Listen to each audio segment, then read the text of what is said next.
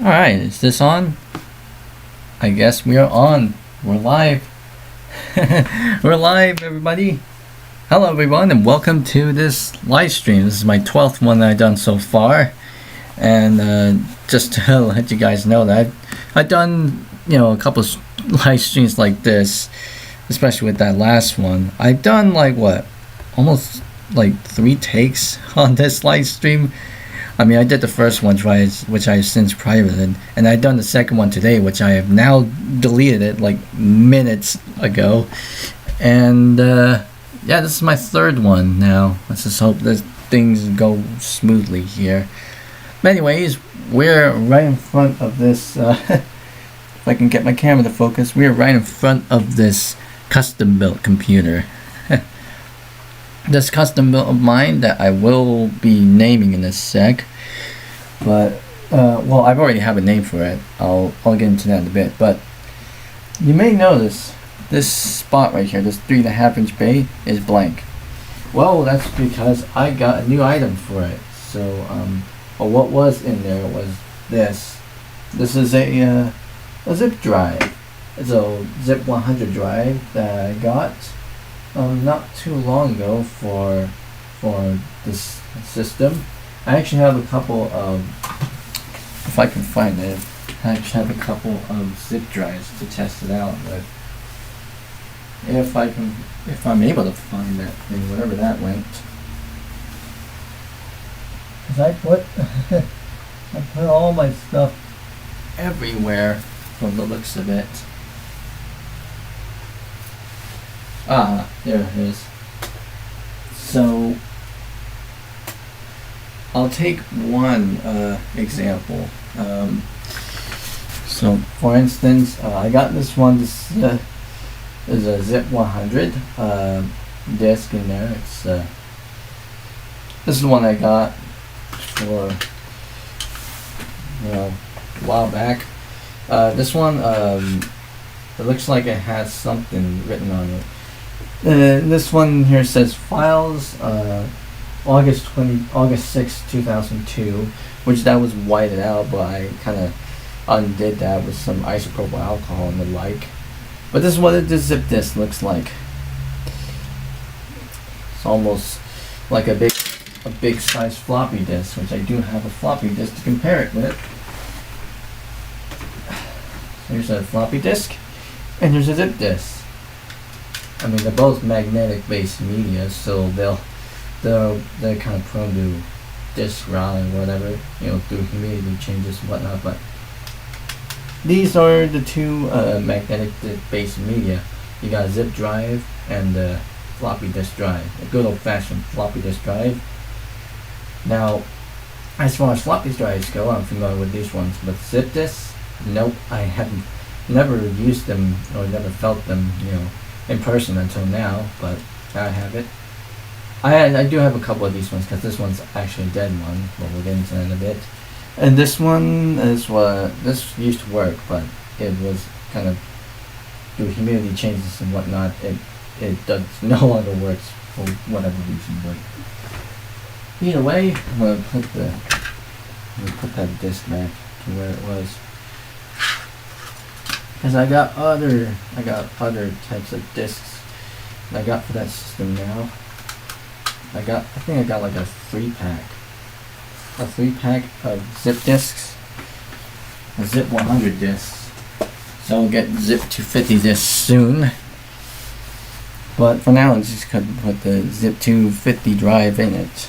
Sorry that I leaked the name.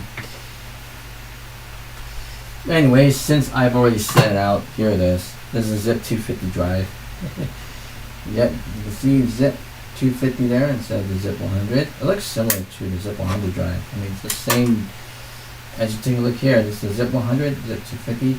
They're using the same kind of color, the beige and off-white color. Doesn't look completely white, but still. Oh, and there's some differences within the labels, especially in regards to how you want the jumpers to be set. So I'm gonna turn my camera over here just so I can give you a good old comparison shot. But you can actually move the tripod for this to work. Alright, so on the left is the zip 100 drive. On the right is the zip 250 drive. Taking a look at the labels here as far as the jumpers go, we see master, slave, and cable select. So we see on the zip 100 one, you've got the main ones and the alternate ones labeled as A, on the ladder, whereas the other one, you just only get the main ones. So as of yet, these two are on slave mode. As you can see on this one, it's running on slave A, as you can see by the number of the jumpers, but this one's exclusively running in slave mode because there's no jumpers. Anyways, enough rambling here. Let's go ahead and install the zip 250 drive, this one, because I already took this one out. I may as well put this in a different computer if that's the case. I know where it's going to go, but we'll find out soon enough. Either way, let's go ahead and put this thing in. I have not put this in since I bought it. I mean, it arrived like today, obviously, and it said it was untested. So I'll make sure. I'll probably try to get it working. But anyways, I have it. I did unbox it and I did film it, but I deleted the footage. So well, so much for that. I think that was part of the live stream that I did that also got deleted, but oh well. Okay, so I'm trying my best to kind of like put this in. I think I got stuck. Did it got stuck? Oh, don't do this to me. Seems like something got stuck. I don't know what it was, but it's a really tight fit.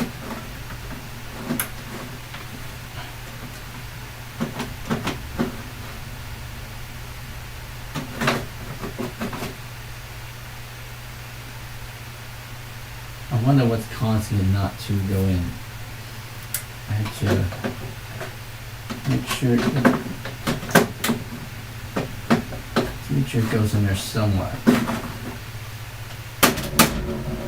Okay, it's not really going in for some reason. I think it's stuck. Let me do this. Something's catching. Oh, it's going in there, but are you sure it's probably the? There's no way to how this.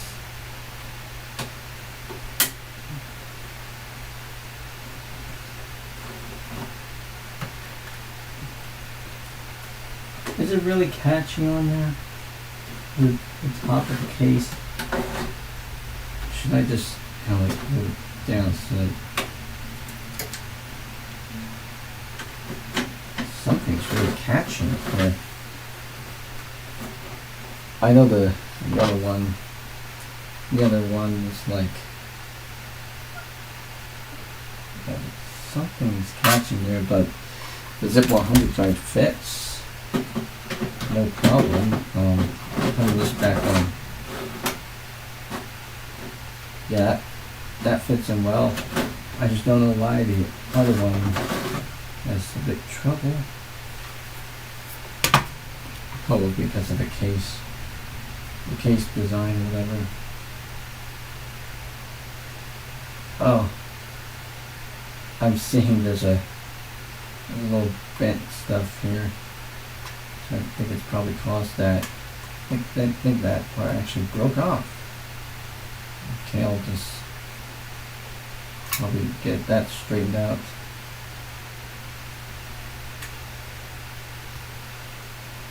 Yeah, it must be that.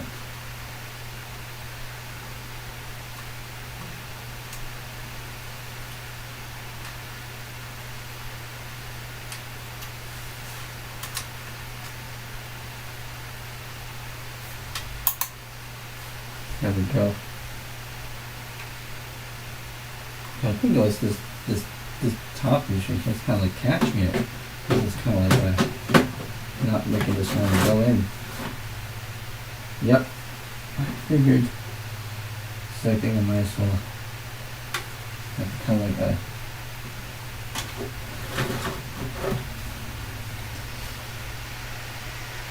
yeah, that's probably why it's not going in.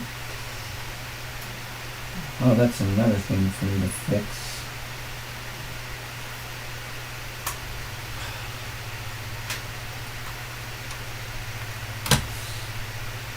So let's see if I can get this back in order.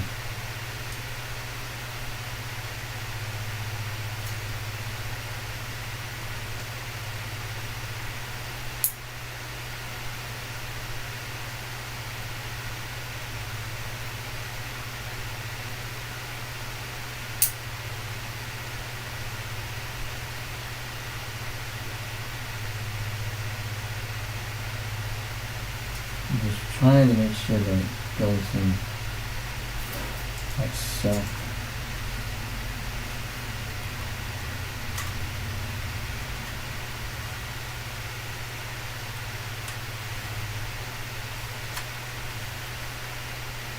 Kind of get that in.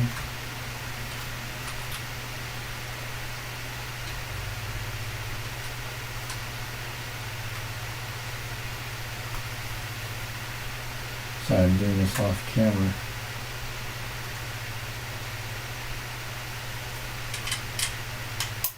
There we go. Okay, there should be nothing conflict with that. See if it actually goes in. Nope. I really was this thing. This case thing's kind of it was broke at the top there, so that's why it's not going in. Else I may risk breaking this. Let's come back up again.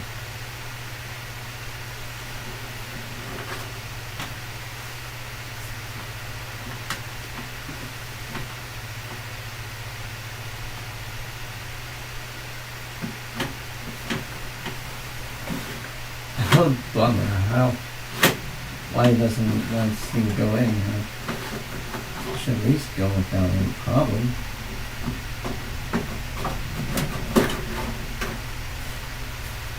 Because I can't just force this in without breaking it.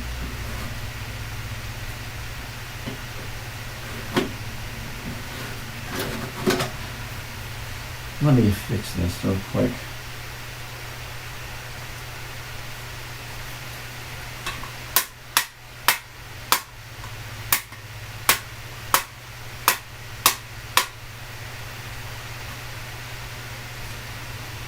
I think that piece is actually broken.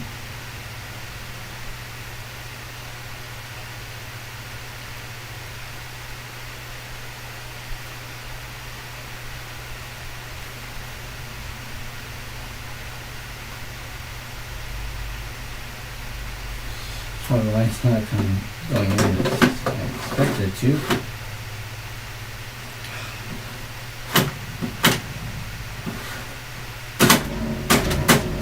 It's not going in as I thought it would.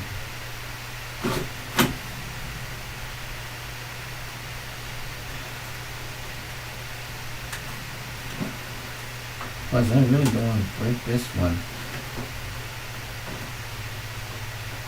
Oh yeah, now it's coming out. Yeah, that piece is just really coming out. It's broken.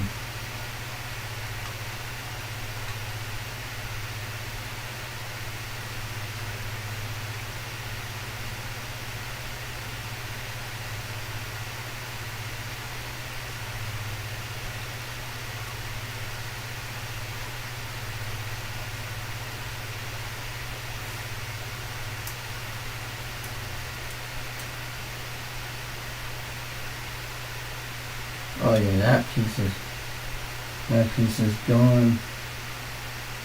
You're like just kind of like broke off there. About to break. Oh, we'll see how this piece goes. If it breaks, then oh well. Oh, it broke off. How much for that?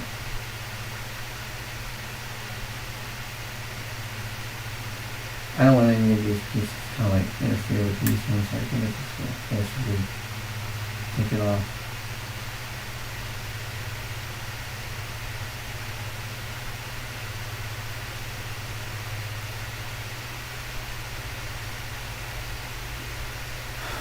That's not really the best you can get. Now it's still going to hang on there, but not securely. It's not really what you want, but the case kind of like got a little bit mangled.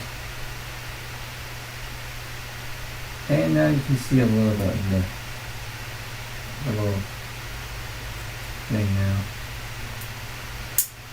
But that'll be a non-issue because this will be inside most of the time.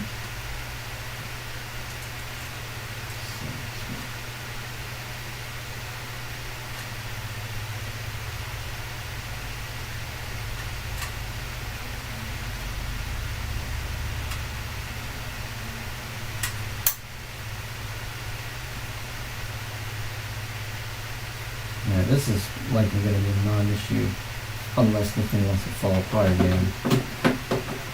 So the case got mangled, but could it still get in there? I don't think it can. Is there something that's causing it not to go in?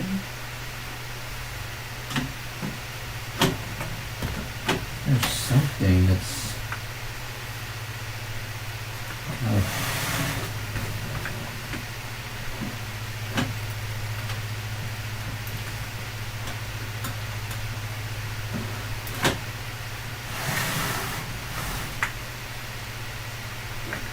You're seeing this live, obviously.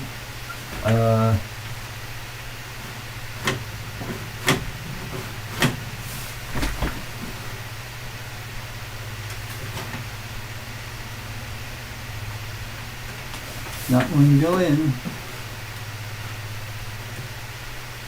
I don't know why it should at least go in. Are you sure it's definitely this that's causing? I don't know. I had to look back at the...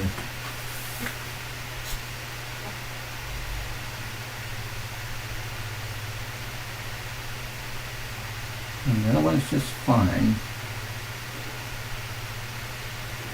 This one's like... Let me actually take this out and see what's actually causing the problem.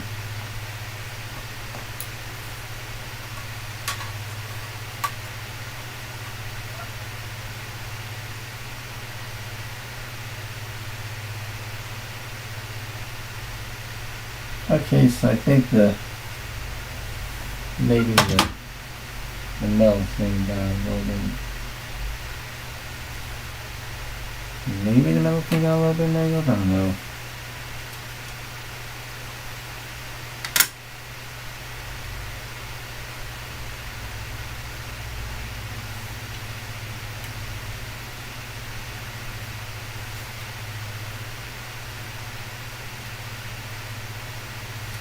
Oh, yeah,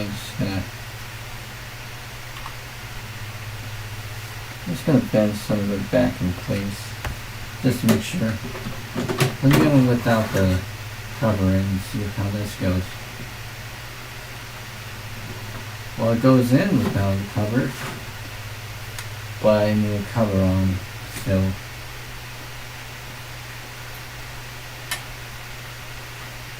So I'll take this.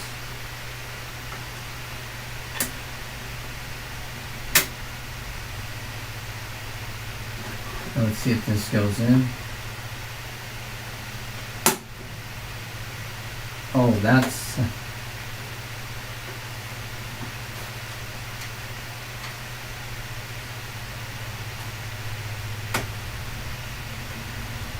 Okay, there's definitely something that's getting caught within this top right. There's definitely something on there. Definitely getting caught. I'm going to have to actually like shave that off a little bit so it can fit. there's definitely something, a little bit of an issue there.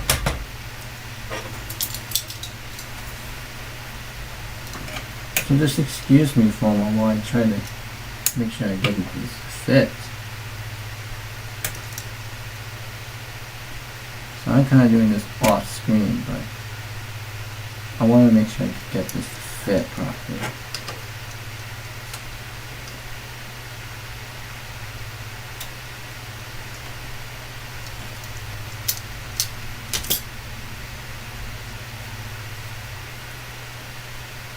So that's one here.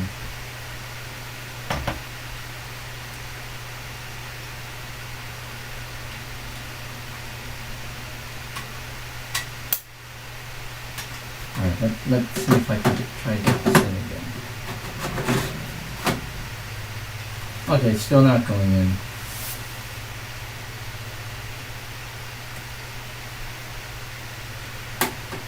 Oh, the bottom's kind of catching it somewhat. Maybe that was the oh, it's actually coming out.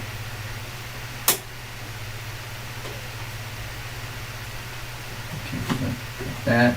Push this one in.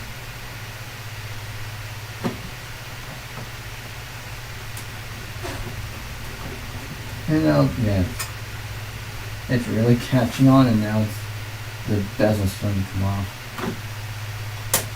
That is not ideal.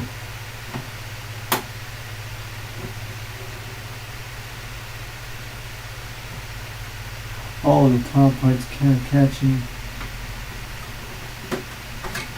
Yeah, I just have to like force it in there. Not ideal, but oh well. Guess that's all you gotta do. Trying to get this thing together. But hey, I got it in nonetheless. So no worries on that. I did have to make a few things, so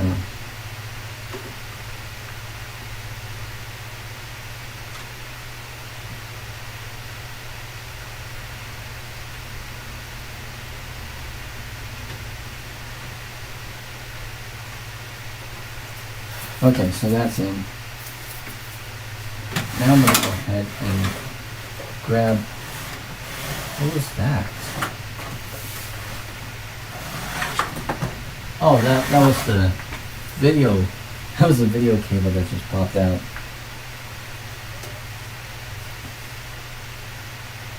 Alright, so I'm not looking at chat, sorry, if I missed your message, but I'll be responding to it in a bit.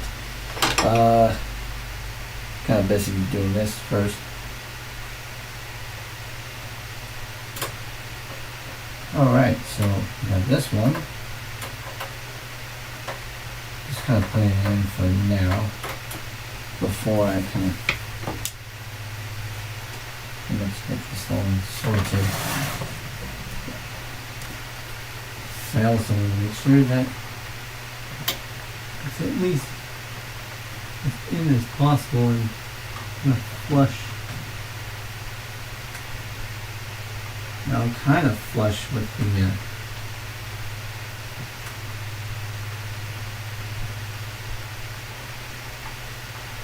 flush with the case.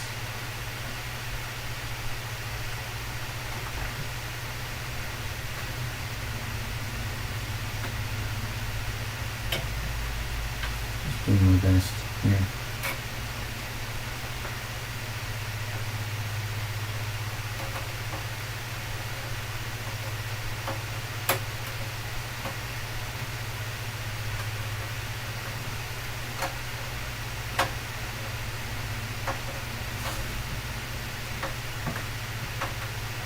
Okay, that's one side down.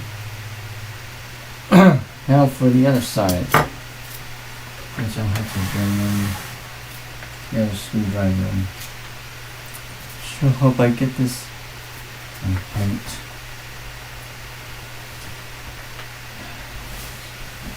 Get them over here.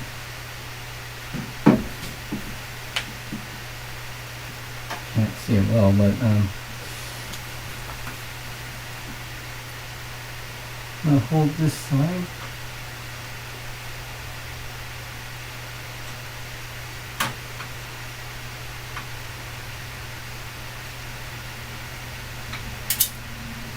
Oh man, the screw. I think I touched the screw and then I think the thing was kind of touching something and then the screw kind of fell into other places, so let's see how I can get this in.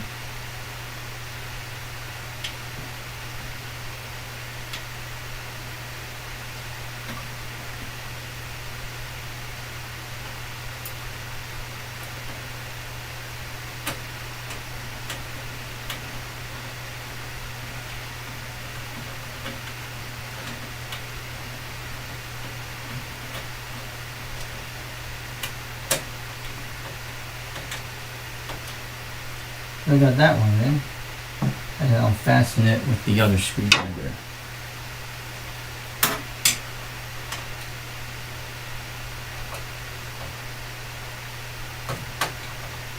Alright, that should be in.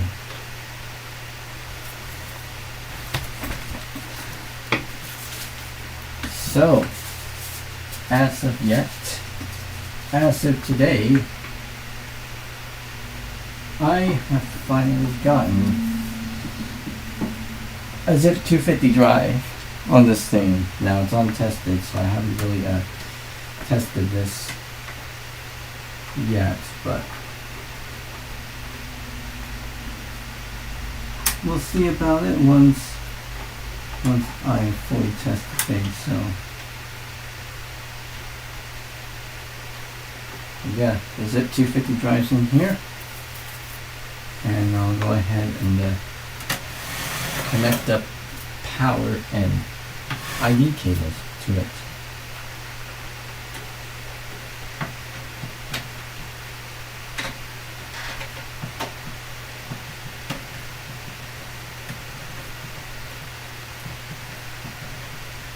I had to know that this is on slave because there's no jumpers on it, so the main hard drive is down here.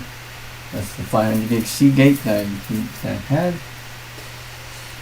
And because while I'm at it, I have this at the ready, so I could just put this anywhere I want if I want to continue using it. And I think I know where it should go, because here's my AMD compact. This is my compact Versada 7000 for the AMD processor that I got back in February of 2022. And what am I going to do with this one is basically add something to it, to this spot here. Because right now it's got a floppy drive, but I was asking myself, because I did wrote myself list of updates for this thing. One of them was potentially putting a zip drive in this thing, which that may become a possibility. So I would suppose while I have it out here, I guess I could probably go ahead and do that right now. So first most, getting the drives out of this thing. So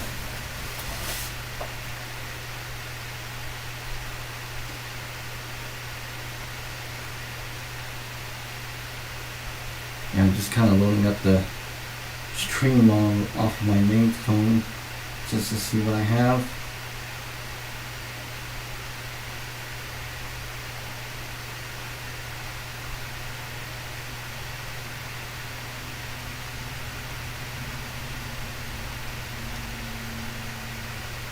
Yeah, there's my stream wrapped already.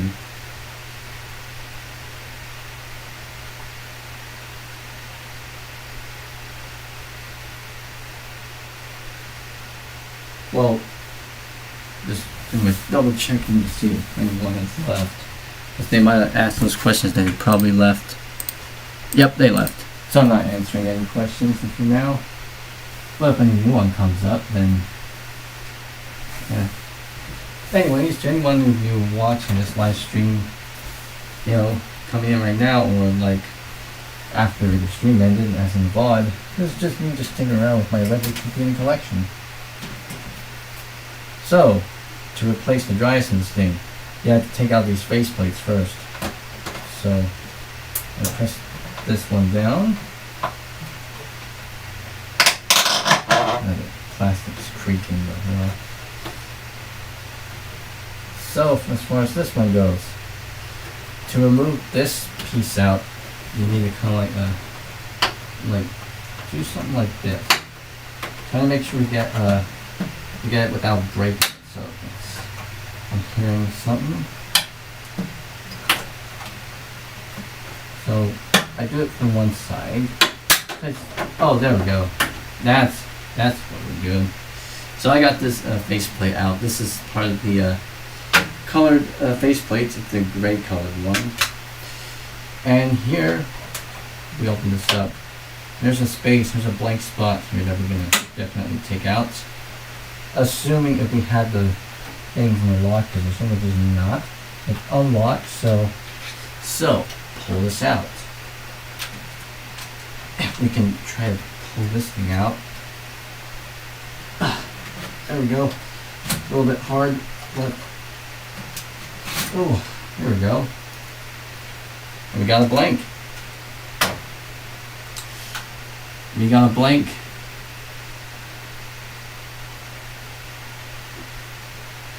This is what a blank looks like on the compact Versar 7000. I'm just going to put it down here. And we got these drive rails for this specific thing. So what I'm going to do is I'm going to go ahead and take my Zip 100 drive and put these drive rails on. They go on like so. And I'll take the other one. And then move over to the compact and I'll put this in for the very first time. So watch how it goes. So you just simply slide this on here and just push it in like so. And there you have it. You have a zip drive in your compact. And of course it does look, the colors looks a bit off, but you know, in comparison with the floppy disk drive at the top there, it's kind of like all beige, but this one's more like a darkish, more like a dark light gray color. So it looks a little bit off, but hey, I think that's pretty much what I have here.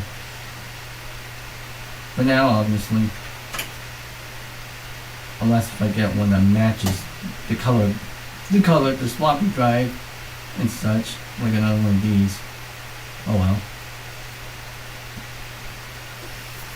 Anyway, so now that I have that on there, let's go ahead and put this faceplate on. So there's these little top latches that I kind of put on there. Make sure that it goes in like so, and then I kind of lift these tabs in. Oh, squeaky. There we go. So it kind of snaps on like so.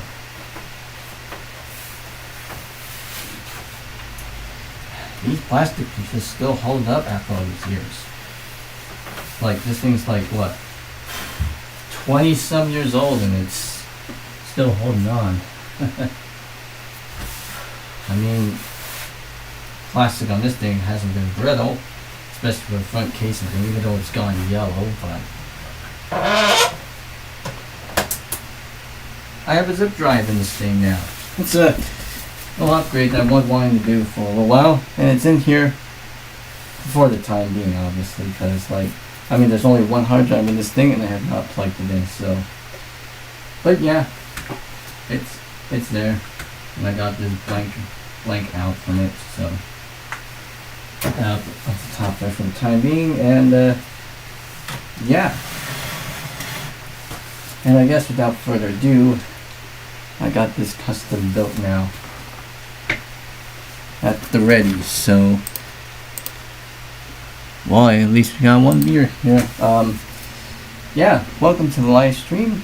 I've already put the new drive in, obviously, you kind of missed that. But anyways, now I'm going to go ahead and turn on the computer. So, let's go ahead and do it. First things first, I flip the switch in the back. I see a green light down there. You might not see it, but there's a green light, and from what I'm seeing here, and then we turn on the computer from this top switch, this top power button. Can't see it, but it's there. And I'm going to turn it on.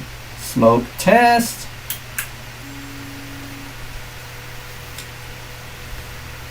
And you got the power and hard drive access light. That's always constantly illuminating for whatever reason. It doesn't blink, but oh well. The wiring on this thing. Okay. Oh, I forgot that let me turn off the computer first. I forgot that one of the video cables for it has gone loose. So, just gonna expand the tripod a little bit. See if we can actually get this thing on going.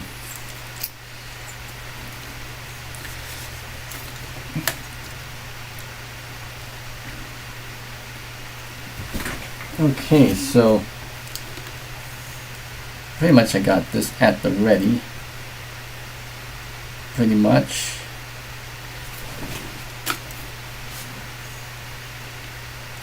Just kind of making sure everything is ready to go. Yeah, I think that should be ready to go. Now we plug in the video cable. I didn't think it unplugged itself, and I have not screwed it in, so put it back where it is, and I'll turn it on. Close the blinds a little bit, and there we go. We got picture. We got picture now. If we get any picture. And whoa, what?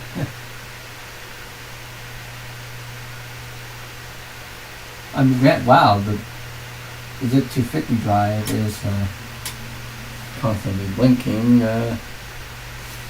I'll have to go to the BIOS first.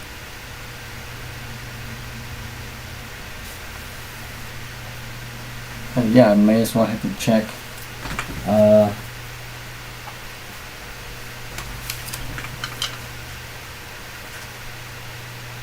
I have a zip disk in here, so we can test it out. There's a long delay there. Is that other drive set to like master or something? But there's no jumpers in there, so it can't be. It can't be right. That took a while. Let's see which ID configuration it is. Oh, it doesn't. It's not detected. Let's see. Wow, it's really flashing on there. Let me see if I can insert a zip disk in the drive.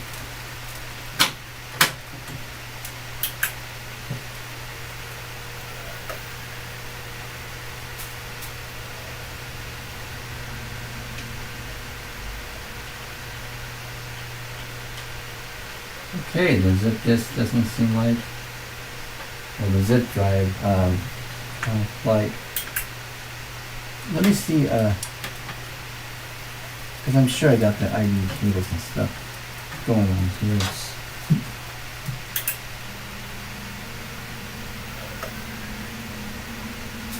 What's in this drive? Oh, something.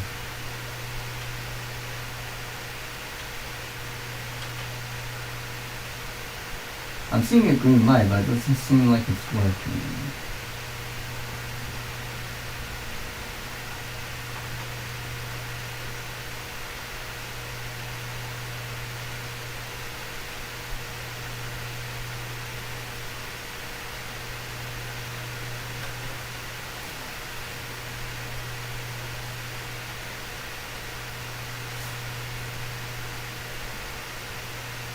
If any case, I could just easily switch back to the zip 100 drive that I have in here for the time being.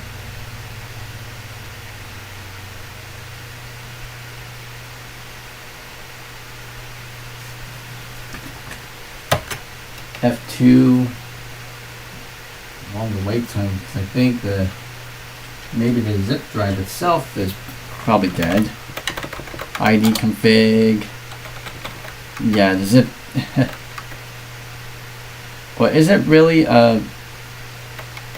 is there something conflicting with it? Or do I have to put like a jumper on it or something? Maybe if I can put a jumper on it, would that help? I don't think it might help. I'm gonna see if I can put a jumper on it, or just probably do cable select.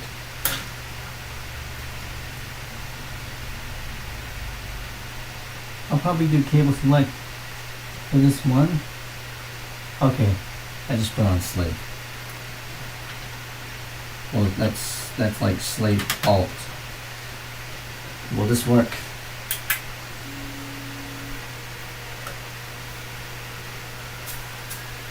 Now the light's constantly flashing.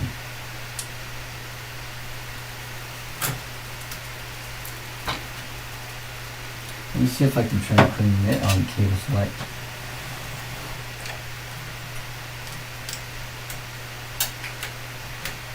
Oh my god, it's in the way.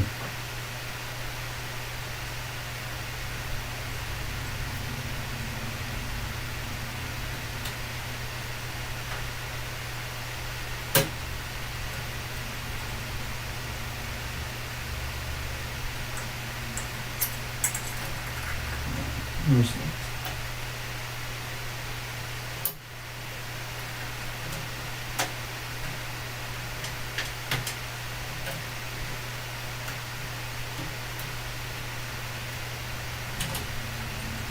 There we go. Check it out, and let me put it on cable select this time, not on slave.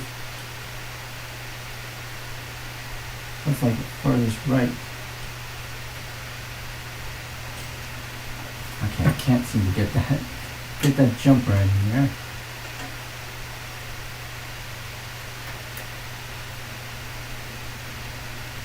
There we go, it's on cable select.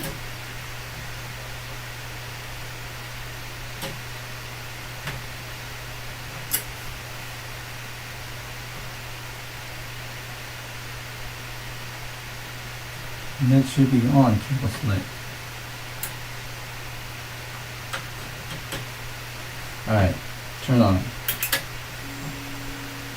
Oh, what? Oh.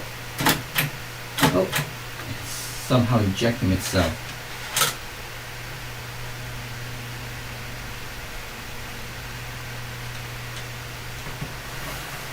Okay.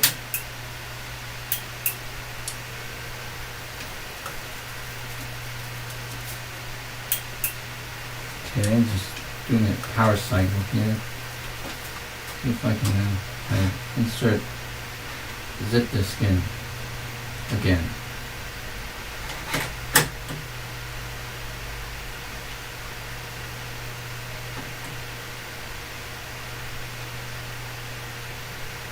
Have it on cable select. F2.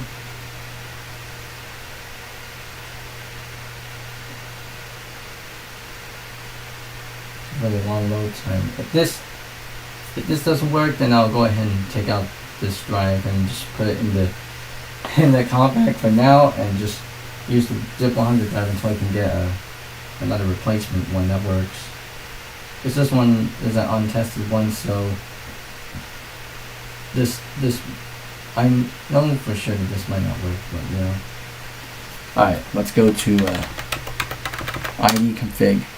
Oh, whoa, both drives are not protected. Okay. What just happened? There's some conflicting stuff in there.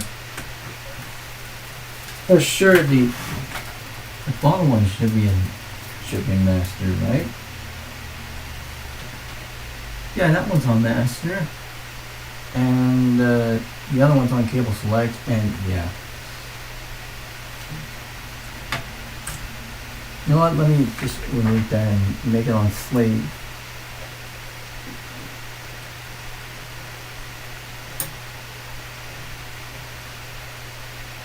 If I can get the jumper out.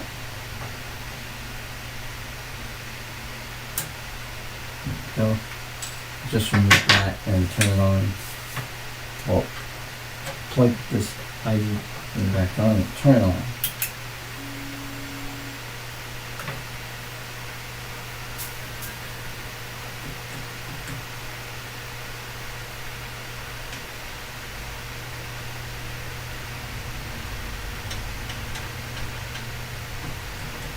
It doesn't seem like the zip 250 drive is working for now, so because I mean it's obviously causing that long wait time. I think it might be dead internally, but you know, what a bummer. Let's see if I can try to get this drive out, or it may be stuck in there.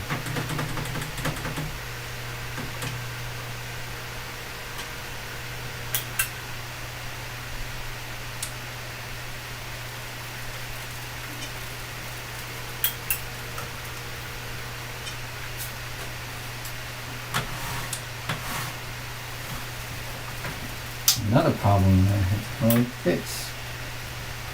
And now that zip drive is stuck in there. Great. Oh well.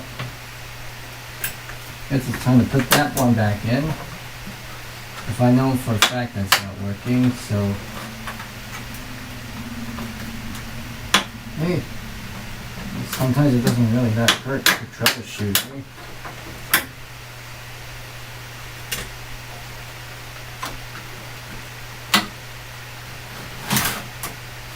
So, since I'm going to put the dead drive in the other, in the compact now, since the compact is at the moment not being used.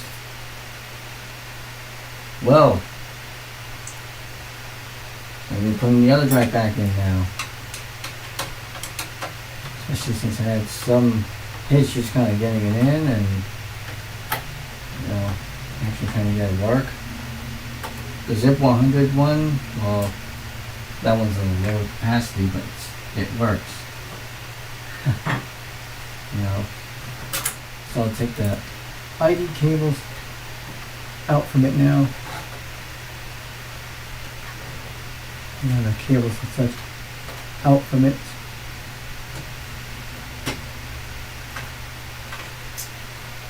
I'll just put the Zip 100 drive up at the top there.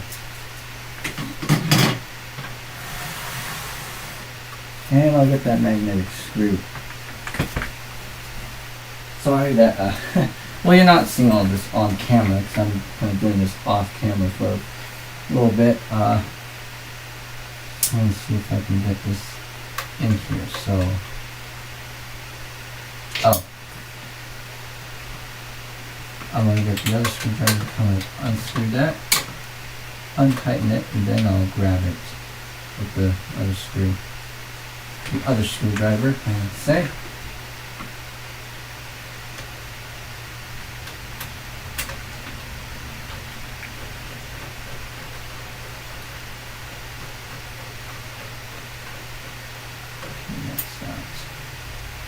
That one's out. That one screws out. And now we'll go ahead and just take out the entire drive. And the zip drive is actually stuck in there, so how do I actually eject the drive out? Since I know for a fact it's not a working drive. Where's the...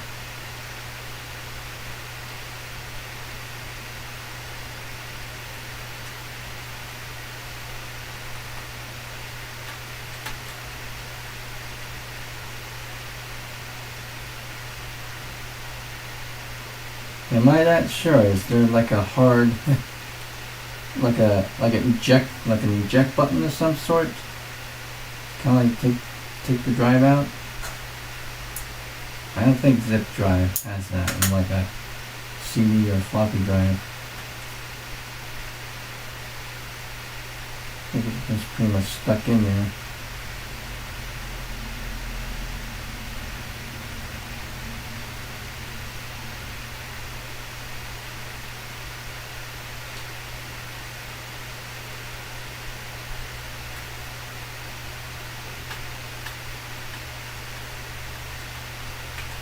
Let me see if I can, well, just kind of like do a little bit, just do test power and put the thing on slave or cable select. I'll put on cable select for now. Let's see if this thing can reject it. And it's kind of dangling. I don't really recommend having it dangling there. I just kind of need it for testing. Or, do I have anything to kind of like place it on? Yeah, I do.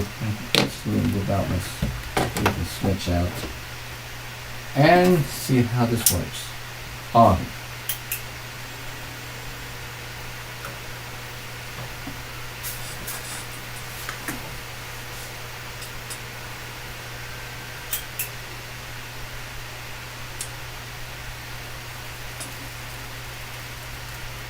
And I have to take the ID cable out because the ID cable is kind of like a bit short. So I have to take the ID cable out from the one hard drive.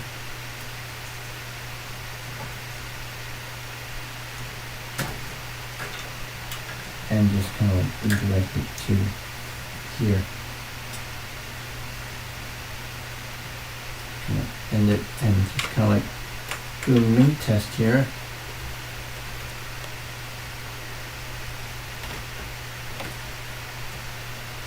Let's see if it actually ejects.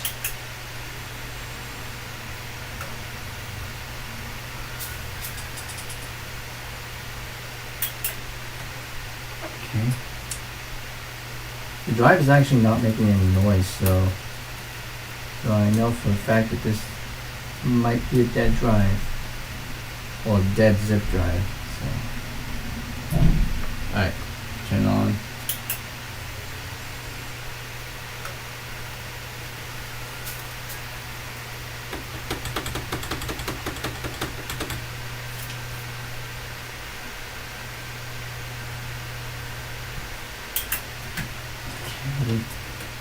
Let me put this thing on mask and see if this helps. I'll turn it on.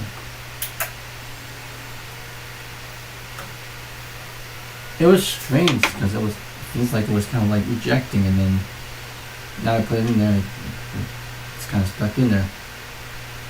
I really don't want to force it out.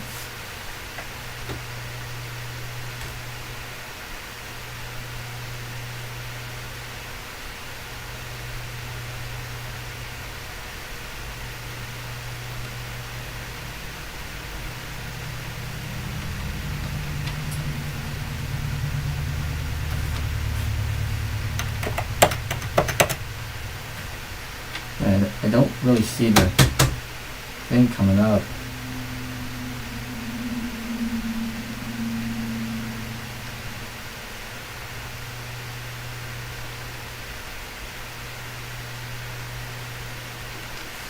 Alright, BIOS screen. Nope, the zip drive is actually not coming up, so I think we have a dead zip 250 drive.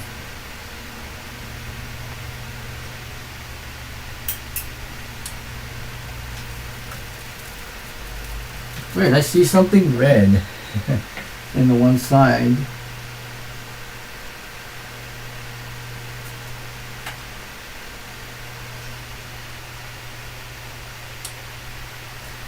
So the drive is actually not ejecting itself. I think it was when it was. I think it was when it was doing something in there. You know what? Let me just plug this thing back into the. Put it temporarily back into the pusher. Try to eject that drive. Let's see. I'll put it back on slave mode. The jumper back on slave mode.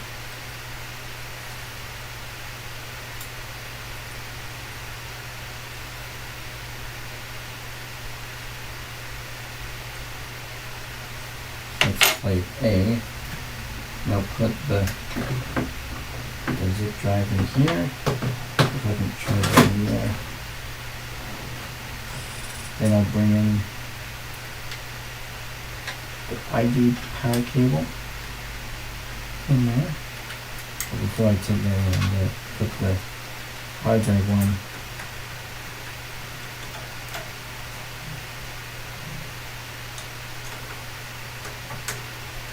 That one in first, then the other one.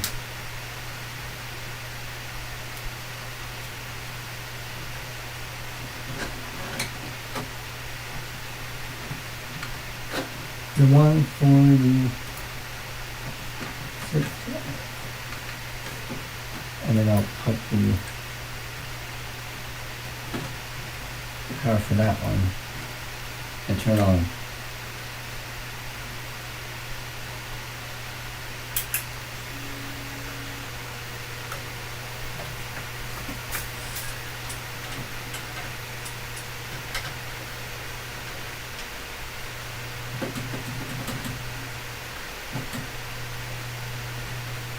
Okay, so it's not really ejecting.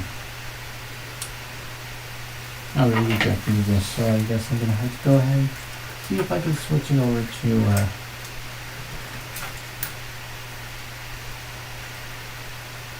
cable select.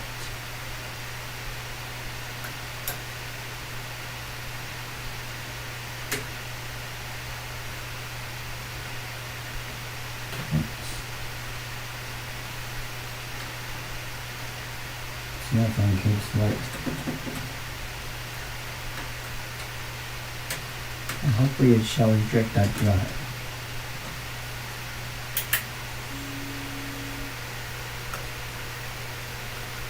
Nope. I think the drive is actually stuck.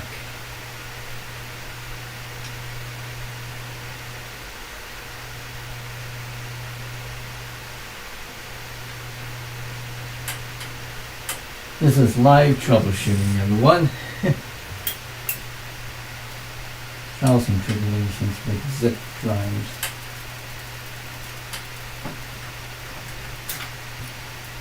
Especially when zip ones coming out. Take that one out. I'll jump in there.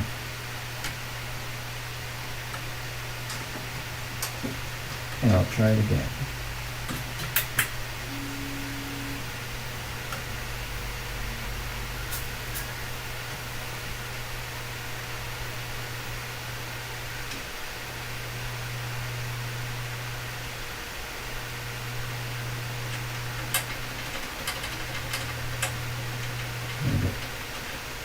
This is not ejecting itself properly, so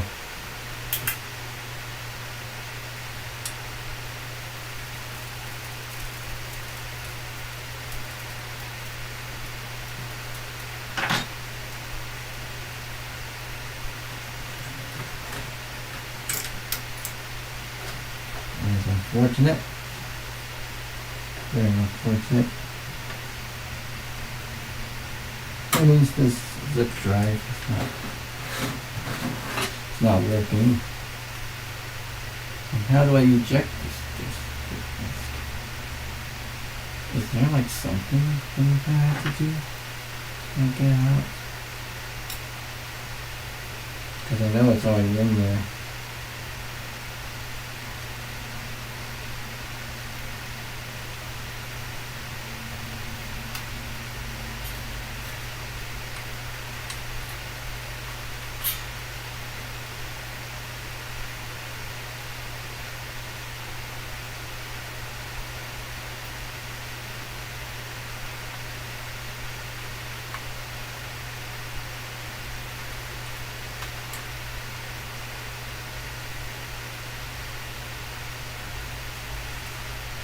And there isn't kind of an easy way to kind of eject the disk out of the zip drive. Out of the zip drive that's not working. See if I can.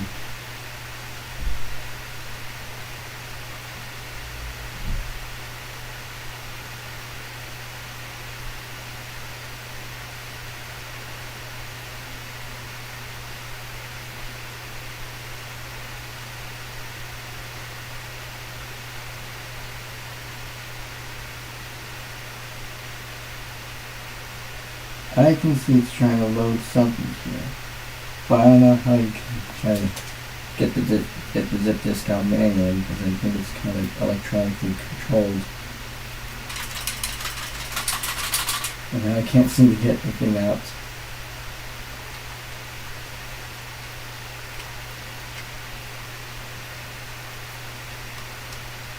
So I think it's pretty much stuck in there.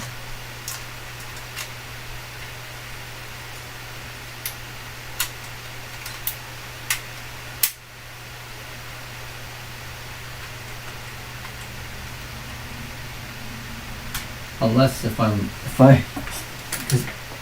for some reason it seemed like it wanted to kind of like eject itself.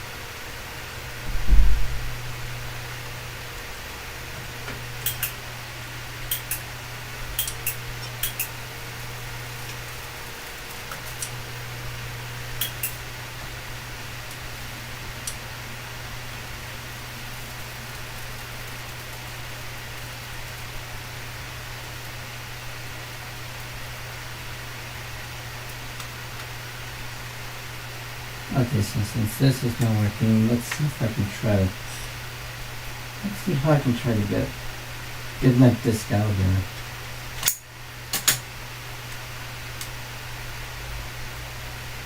I'm just going to pretty much try to open up this casing.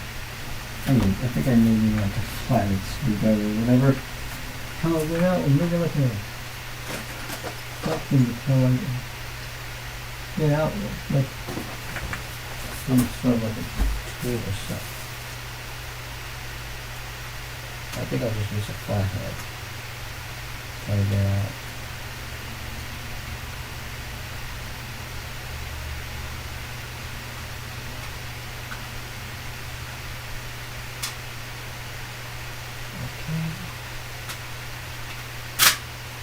Okay. Alright, got the. Oh! Did that fix it? Okay. Just by doing that, and then kind of ejected the disk itself.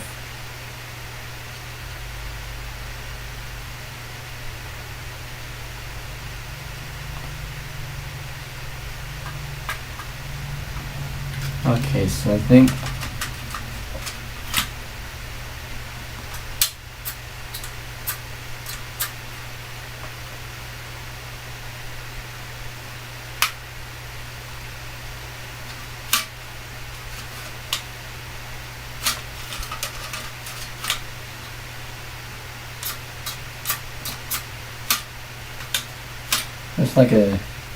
there's like a loader thing in there. I'll probably snap the casing back in.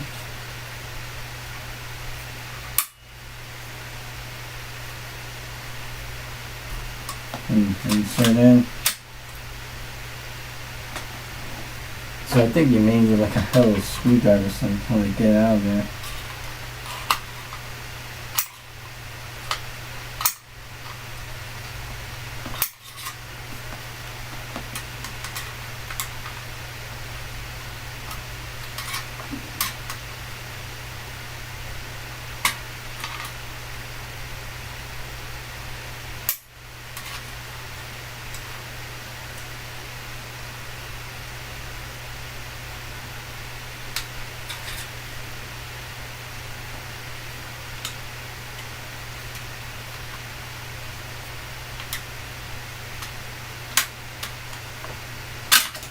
Oh. Just launch a zip disk out of that. It's kind of like spring loaded.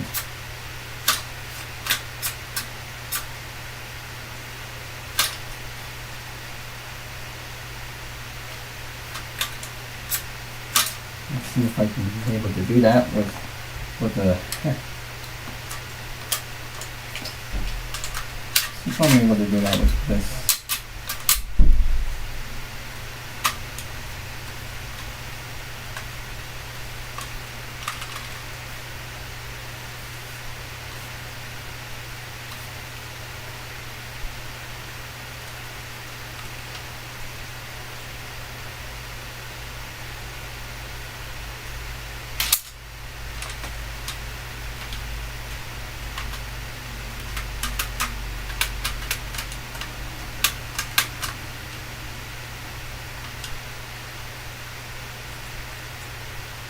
That like that looks like a blue thing or something.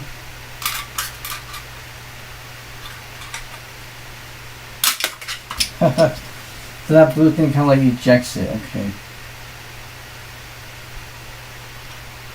Helps eject it.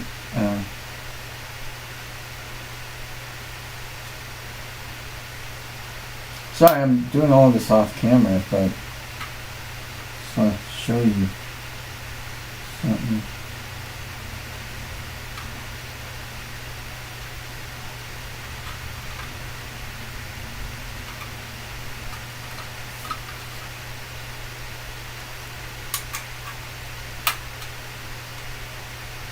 You know, as far as I know, this zip drive doesn't want to work, but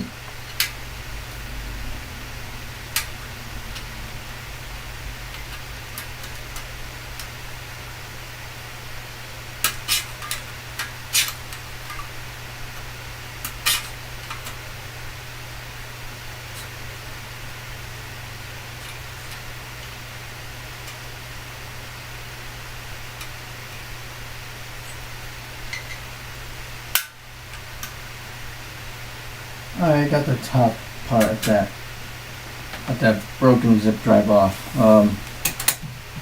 But anyways, you want to know what is inside of a zip drive. Bear in mind this is the non-working one. This is what it looks like. You basically input a zip disk in here, and assuming if I had I have the front piece that goes with it.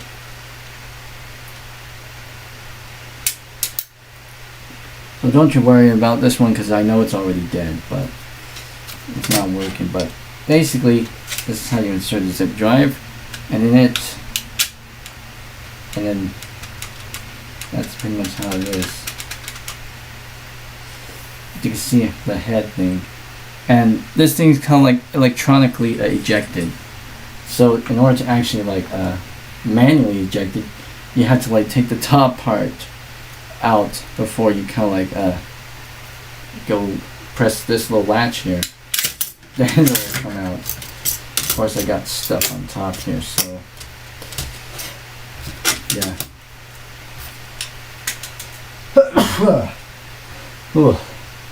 Ooh. I sneezed. I sneezed there, but yeah. Insert a zip disk. That's how it goes in. So it kind of you can see there's this little thing right here that kind of lift this tab over to lift this thing so that it reads, the head. So like this piece, so it goes like that. And from behind it reveals, well, from the top it reveals the tape, the magnetic tape inside it.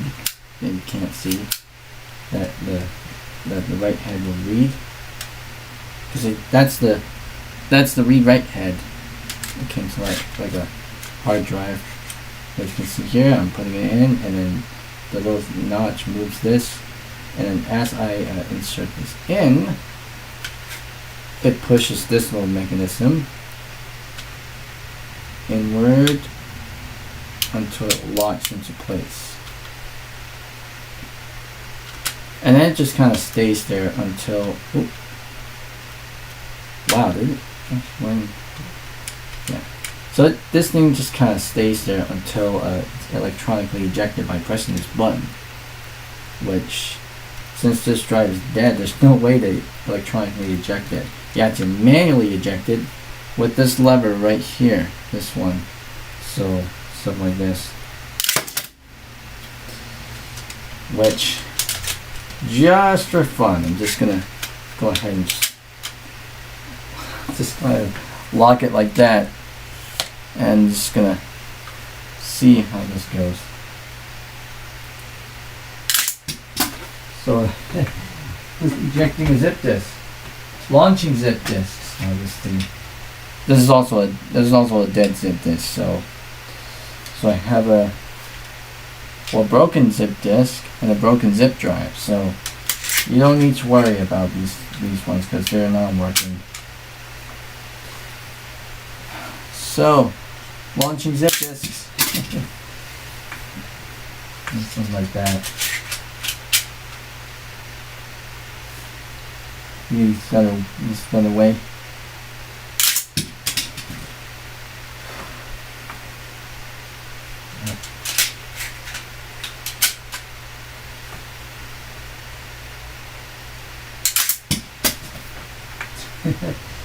Yeah, I mean, for such a broken drive, obviously, you know, it doesn't really matter. I mean, because this drive is broken, and this disk itself is probably bit rot and such, or is not working. I don't need to worry about this one because I'm gonna get a replacement zip 250 drive soon, when I have the money and the chance. But I'm gonna put the zip 100 drive soonish. Not before I make the last ejecting zip disk function, just like that.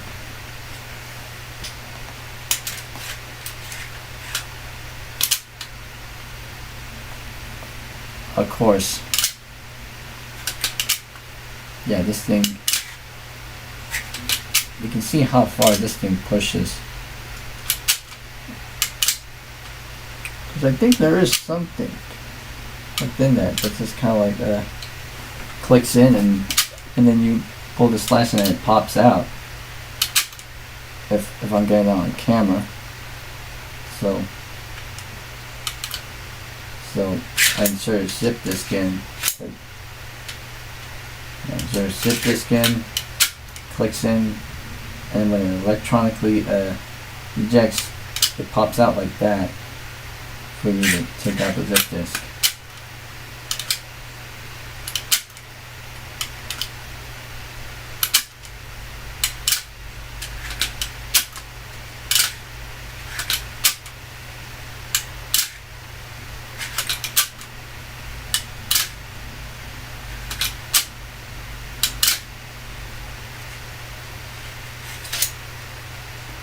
And here's what it looks like without a disc in there.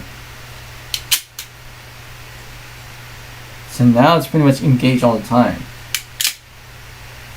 I can still do that to kind of, this blue latch kind of like ejects it. That's the only way to manually eject the zip disk, is you have to take the top part off and then lift this little latch, then it will eject itself. Because I think the back piece kind of covers that up. Oh wait, oh, is there a hole on there? What the? Oh, okay. So there's a little hole on there. So I didn't really see that hole. I think this is also a manual eject. So it does have a manual eject. I just wasn't. I was kind of missing that. Okay. So I'm gonna put this thing on. So it doesn't matter if you have this top part off or on or not. There's a little hole, obviously, when you realize. So I'll put this cover back on. I'll take the the faceplate out first.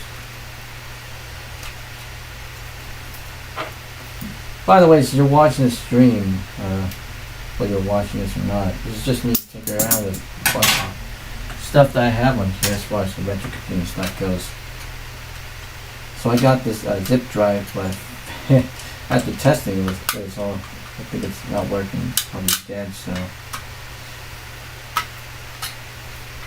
I've just been kind of playing around with it because it's, I mean, what can you do with it? It's not reading, it's not functional.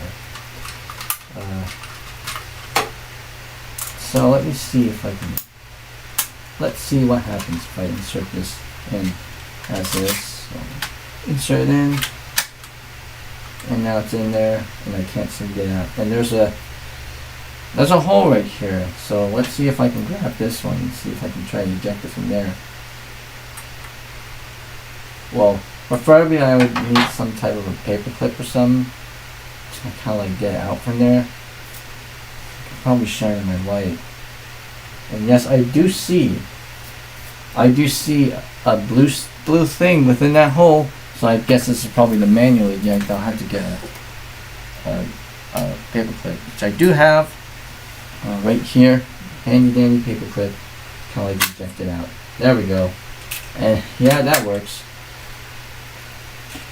The handy dandy paper clip kind of fixes it. So yes, even this one does have a manual eject. So good thing that they added in there.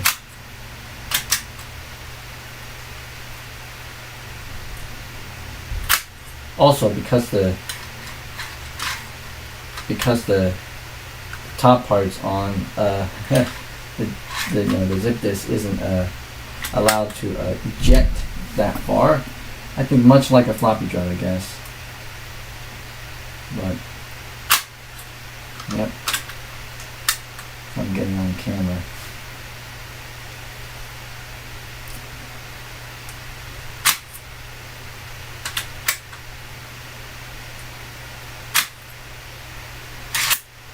So, yep, this drives a no bueno, no good. So, time for me to put this into my AMD compact for no reason other than just aesthetic purposes. Just change up the looks for now until I get it working right. So, it's gonna be putting off screen, but I could probably. Well, you can barely see it. Putting that in. Oh. Have a tight fit. And I'll put this thing back on.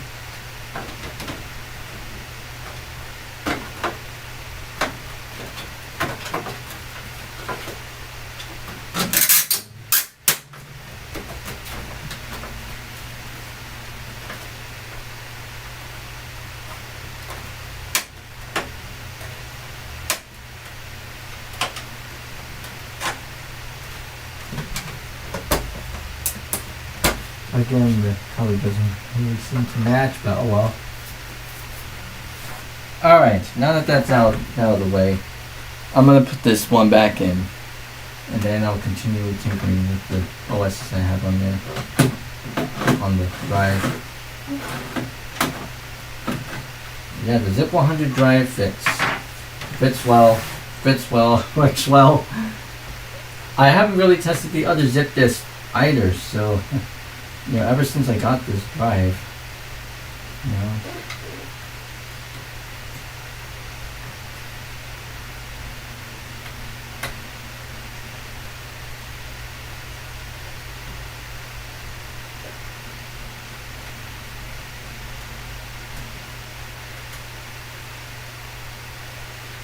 Okay, I think that should be in. So let me get the. Oh, you gotta screw it down here. The one screw in. Back to where it needs to be.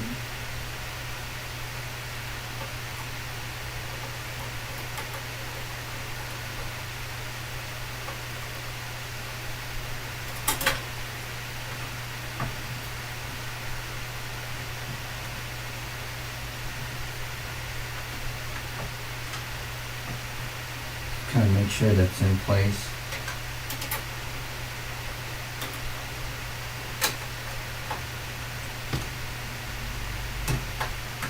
And that seems to be in.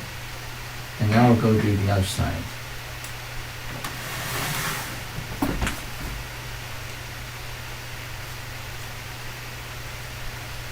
I'm just kind of figuring out with all this stuff.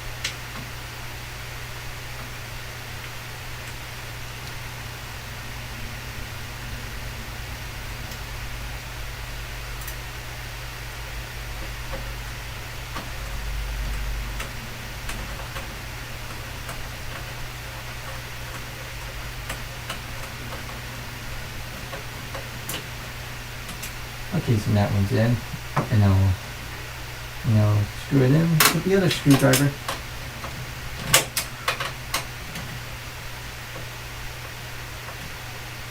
And that's in. Alright, the Zip 100 drive is officially back in. Well, back in the system. You guys can't see it, but I'm seeing it from here. So, yeah, the zip drive is now back in. And, yeah.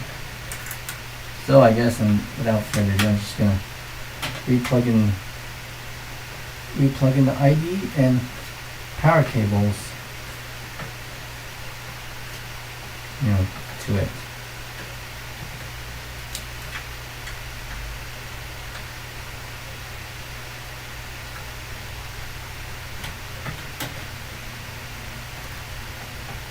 Alright. Power on. Oh wait. Flip the switch. Then power on. Oh, I actually turned it off. So much for that. There we go. See? The zip drive actually works. I'm actually seeing something on the screen. See if it goes.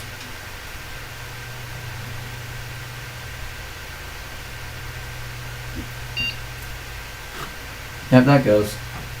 Alright. Now I'm going to turn on. I'm going to insert this zip disk in. And I'm hearing something from it. And I'm seeing something that says invalid system disk, so I eject it by clicking that button. And it works. So, see if I turn this off and just insert the disk in.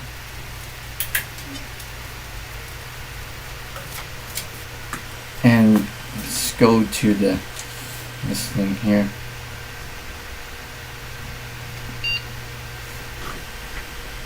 As you can see, it's attempting to read from that disk. It's attempting to read from the zip drive, but it's not doing anything. So it's just saying invalid system disk.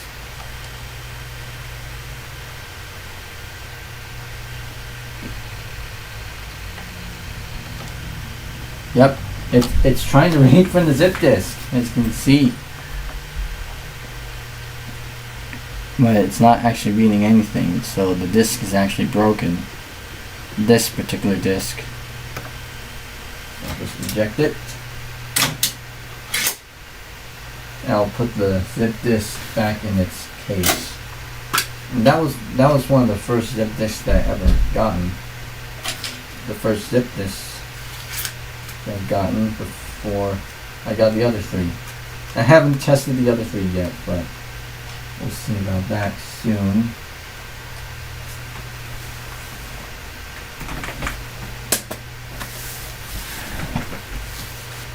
Oh boy. 20 views and 3 concurrent viewers. To anyone who's watching this live stream, this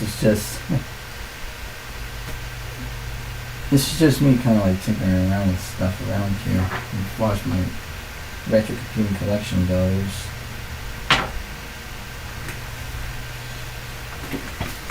So, yeah, that's pretty much everything here. If you excuse me, I need to head to the bathroom for a bit, just kind of like take care of some stuff, so be back with you guys in a sec.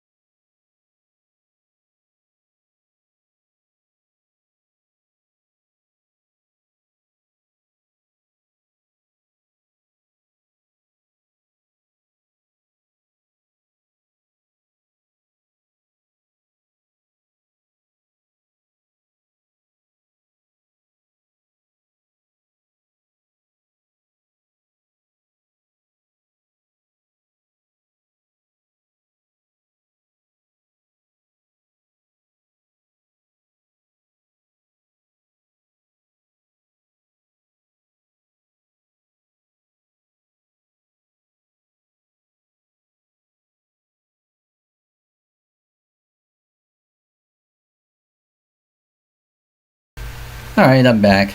Just had to wash my hands there for a little bit, but anyways, let's go ahead and restart the machine. Okay. Oh, the red thing. Whoa, whoa, whoa, I seen the red thing actually flashing. What the? Guys, I'm at the terrible refresh rate. You guys, I don't think I have captured this, but apparently I see the red access light on this thing's working. I'm gonna actually let Windows 98 boot. Oh yes, yes, that the light's working. So now it's actually reading. So now it looks like it's reading the stuff. Windows protection. Okay. Let's start and turn that off. Turn it on.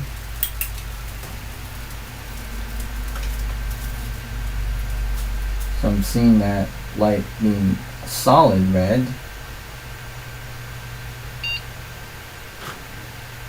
Hey, yeah, that light actually works. Go back to Microsoft Windows 98. And I'm seeing that light kind of like, yeah, it's doing that thing properly. It didn't do that with the Western Digital Caviar drive, though, strangely enough. But it did so with the Seagate drive, though. So I'm guessing,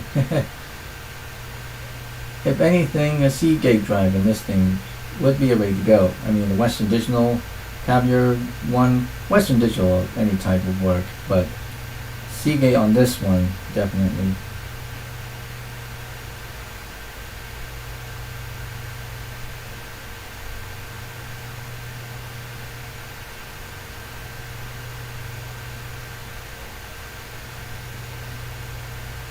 Yeah, I'm seeing that come up. Is it going to come up with a Windows protection error thingy again? Oh no, it hasn't. Okay. I think there was probably something that caused it. Oh well. Well, I'm seeing that, yeah, it's actually lighting up. Let's go ahead and escape.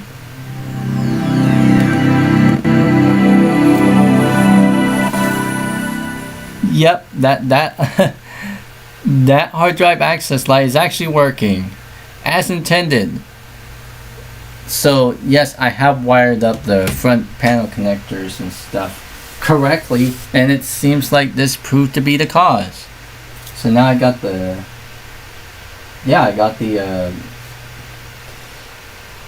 power light working, I got the hard drive access light working.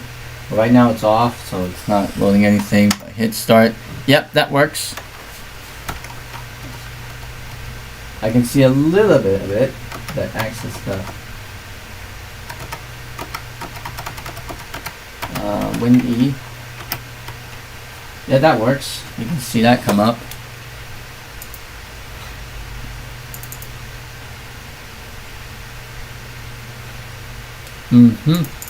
That works. The hard drive access light works, including the power button and the reset button. So I have wired up the front panel connectors correctly. So yeah, and as far as the red access, hard drive access light, when I had the Western Digital Caviar drive, that would stay at a constant red.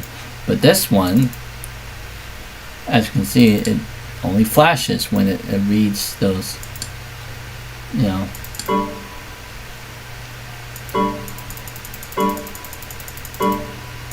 Yeah, it can't read from the other because it's outside that boundary. Oh well. But hey, at least we got it going up on here.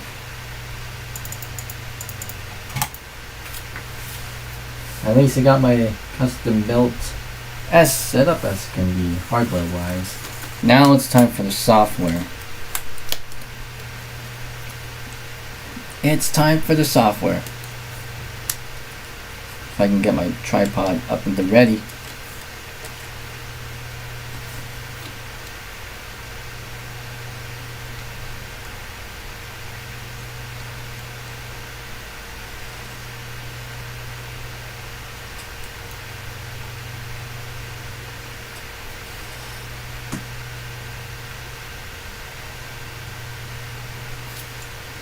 So what we have here is Windows 98 2nd edition, but I also have a temporary installed Windows XP on here because I was trying to move those Mac and Reflect files off of those other partitions, because I'm gonna pretty much start off from a clean slate yet again. You know, because I'm still trying to reset everything I have on here with the new hard drive, obviously. So let's see if I can get the if I can find the G part of this, whatever that could be.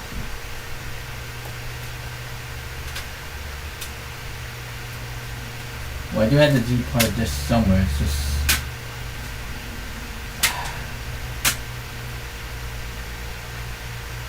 G part of x86. Got it here. And I'm going to go ahead and actually shut down the system. Eject the disk drive if I can.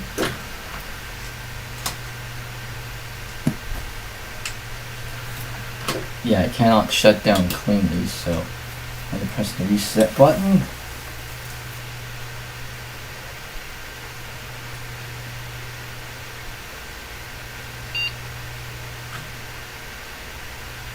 Oh, that's because the way the bootloader obviously had changed things around.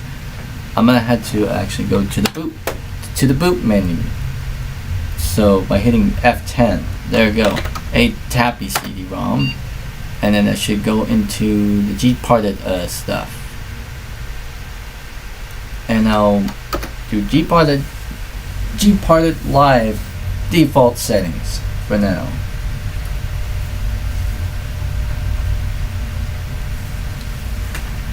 One hour and 34 minutes already. Okay.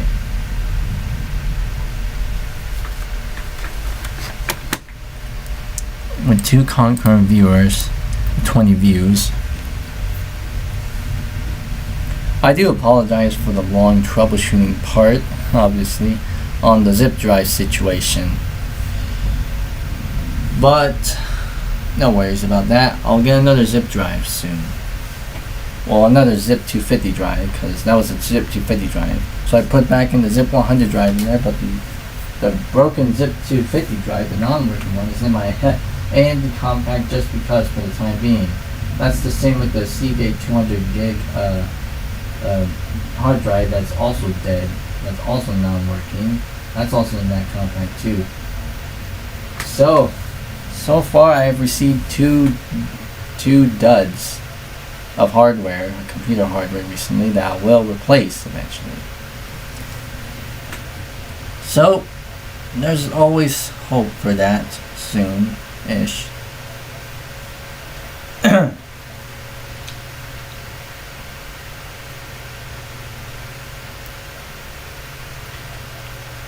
right now it's pretty much doing everything it needs to.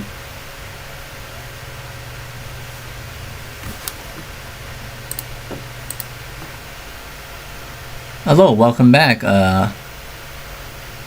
Iocephus Burgerus 1925. Okay, you're back on the stream, obviously. Seems like it. Oh, pretty much once here on the stream. Welcome. By the ways, we're going into the G part stuff, so I can pretty much restarting from a clean slate, obviously, because I did do a reinstalling stuff, but then I had to restart again. Alright, I'll just skip all that. G-Parted. This is obviously based on Debian Linux distro. You're about to head off soon. A response? What was your question? How do you boot the Quick Restore CD? Windows 98 made this for part 1 with the MF, MDF. Oh, MDF and MDS. Is that something to do with image burn? What kind of Quick Restore CD do you have, obviously? Because I mean, the quick restore that I got, because I burned down, because I burned my quick restore disk for the compact Rosari 7000, the one that I used, by image burn, obviously, and that worked, obviously, for a good while. I think you're probably trying to do something, trying to burn the stuff onto that disk, but you couldn't. If you're trying to boot from, the refresh rate is so high. It's like, what, 85 hertz or something? My goodness. Let's see, screen resolution 75 hertz. Okay, that's 1152 by 864, and bring it down to 1024 by 768 by 60. There we go. What we want. And okay, I just window shaded this. Okay, I think we're just gonna have like a yeah. You did burn the thing onto a disk, and you did say that. Well, you did make a disk for part 1. You did the MDF and MDS file. I mean, what I did before. I'll probably go on to my image burn and see how I done it. So I'm actually loading on image burn, obviously. Let's see if I can.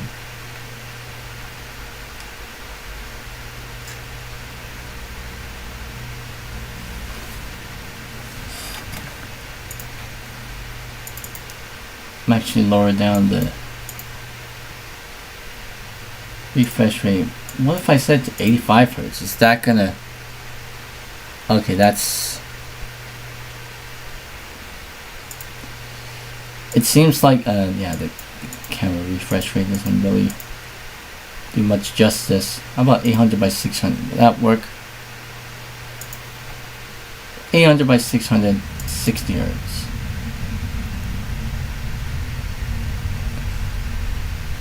Okay, that's still doing the strobe thing. Especially 640 by 40, 5994.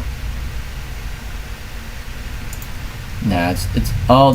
I think it just says that. Cause I think I hit apply.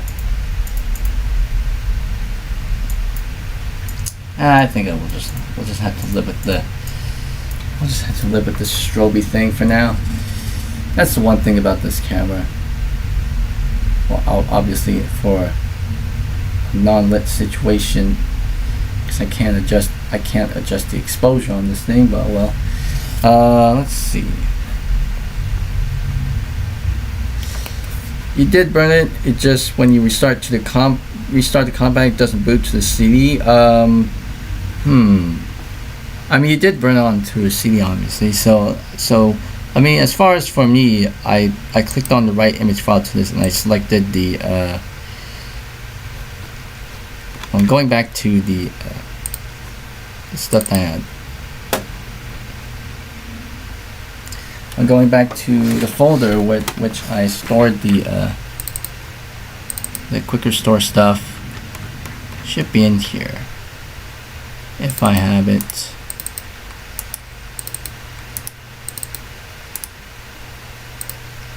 Well, it's probably on that big hard drive, but yeah, it's on that big hard drive, which I'm gonna access it briefly.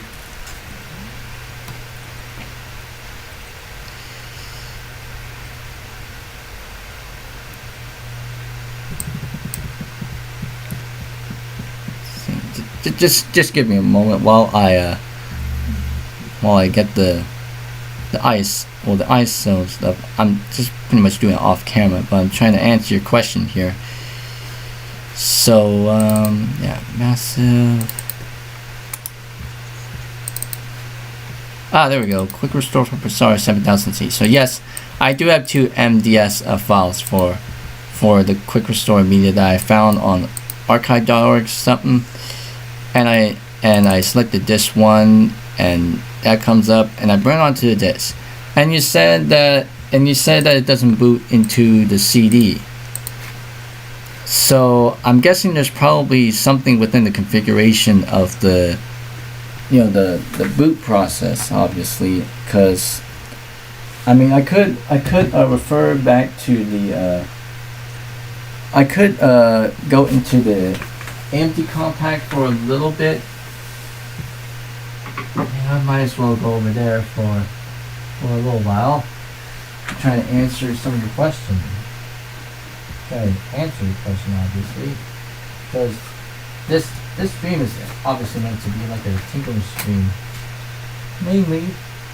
But I'm also here to kind of see if I can help you with your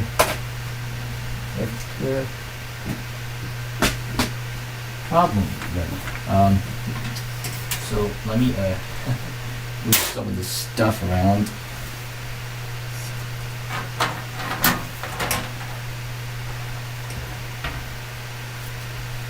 Move the AMD compact here. Just kind of move it somewhere. Doing like a right spot.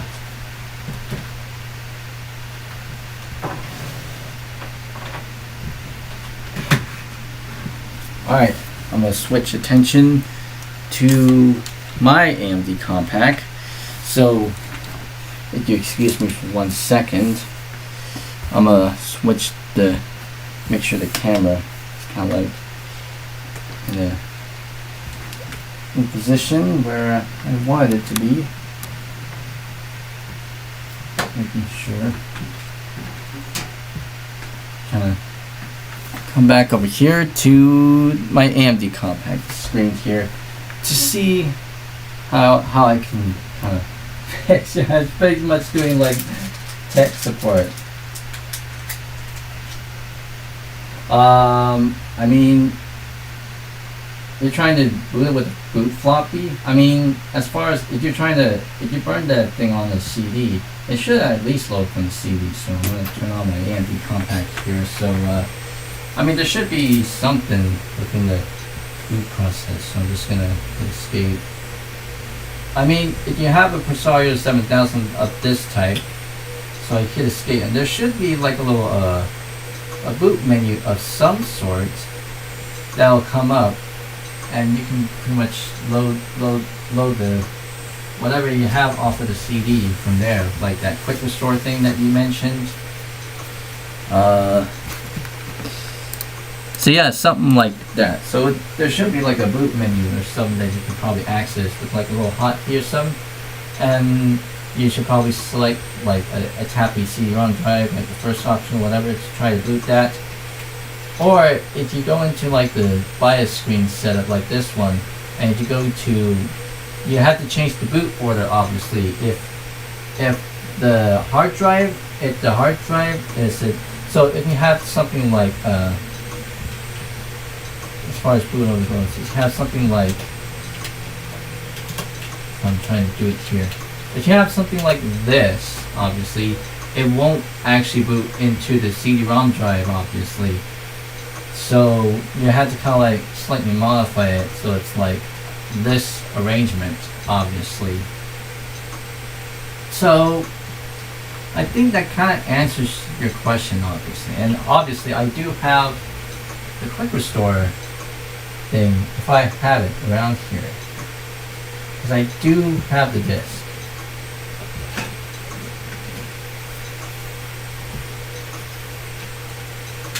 So I do have the disk around here somewhere. I just need to find it,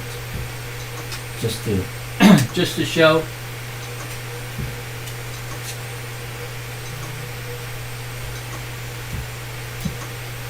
And obviously that clicking is from that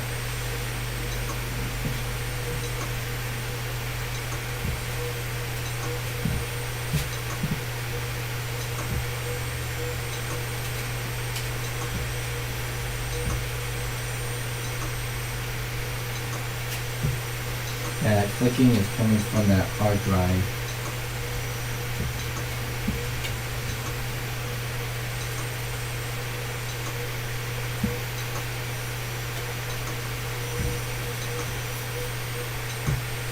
Oh, it's It's in one of these containers.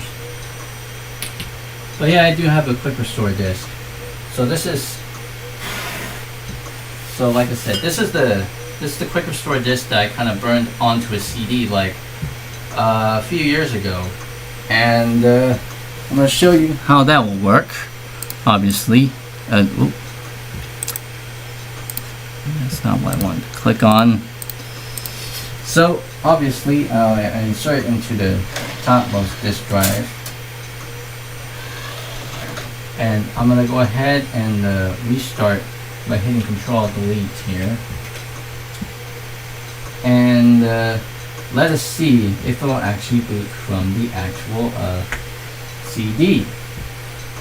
Now, obviously, because of the non-functional hard drive that I have in this thing, it's still constantly clicking.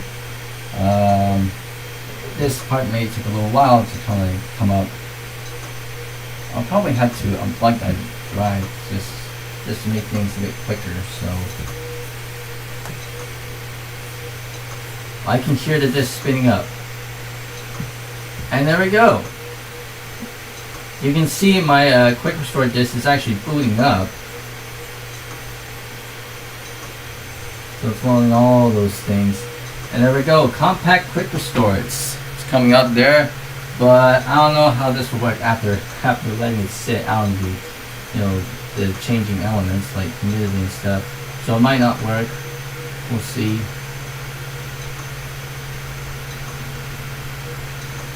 Oh ho! That's interesting. I've never seen this screen before. Choose this line for English and Espanol and Francais and all these other things. Well, I'll choose this line for English, and we'll see if it. Oh, there we go. See, now we can see that I actually booted to the quick restore media, obviously. So yeah, basically all you need to do, ISF Burgers 1925 is if you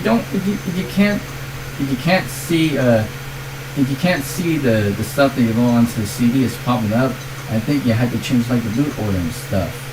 So like, you know, you need to have like the ATAPI CD-ROM to be kind of like the option to be above, you know, hard drive. So basically like this being like a ATAPI CD-ROM and this being hard drive. Because if you have this on top of this, then it won't work. So you had to make sure that it's like this. So like a ATAPI CD-ROM and hard drive. If you get what I mean. But yeah, as you can see, I am actually loaded into this quick restore thing, and surprised that it still works. I thought it was long dead, but now it's magically working. And just for the heck of it, I'm just gonna do this even though we have like seems like we have a hard drive that's constantly clicking. We'll see about that. I'm not too sure if it'll work, but at least that solves your problems. I used image burn, obviously, to burn the disk. It's basically what I use to kind of like burn a lot of my CDs and DVDs and whatnot. Obviously, I've been using that for quite some time now. You know, always gets the job done for me.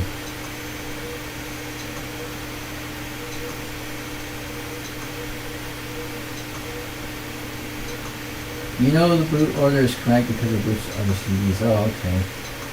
So yeah, I used image burn obviously to kind of like burn all my CDs and stuff. And what program were you kind of using to burn the disc? Yes, it's image burn obviously. It's what I use to burn my discs. And you said that the disc that you burned wouldn't boot, even though you had the option set to boot from CD or something. You had the option set correctly. So what kind of program were you kind of using to burn this, obviously?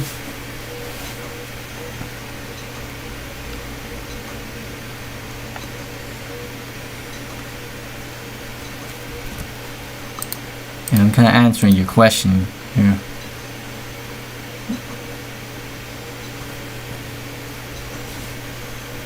Well, it attempts to do that.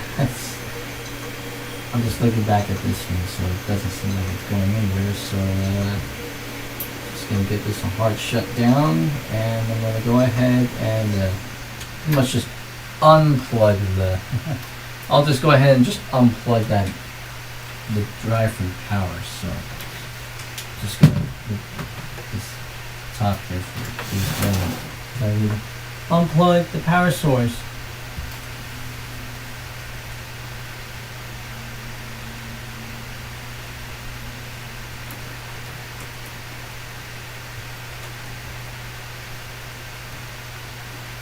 There we go. So I unplugged the power source, and just for the heck of it, I'm just gonna go ahead and plug in the ZIP 100 drive in there. And cable's actually kind of like weird in how it's positioned. With how the way it's kind of like inserted in. Let's see if I'm able to kind of like get it to work here with this tight space.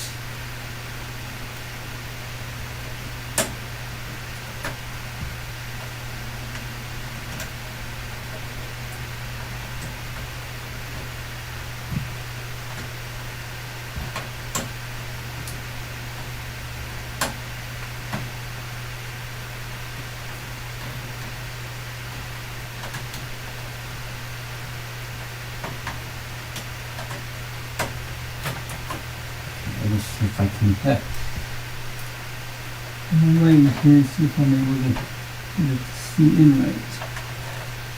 It's a really tight fit here. Alright, there we go. The wire's kind of a bit bent now.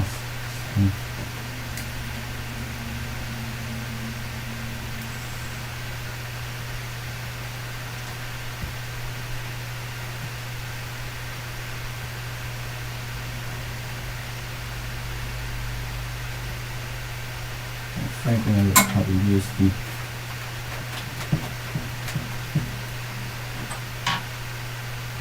I'll have to use the other one.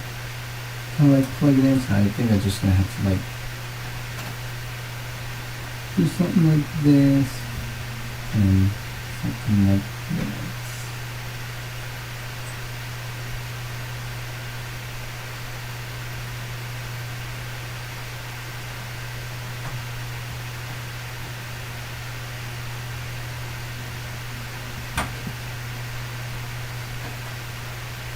Oh, that's upside down.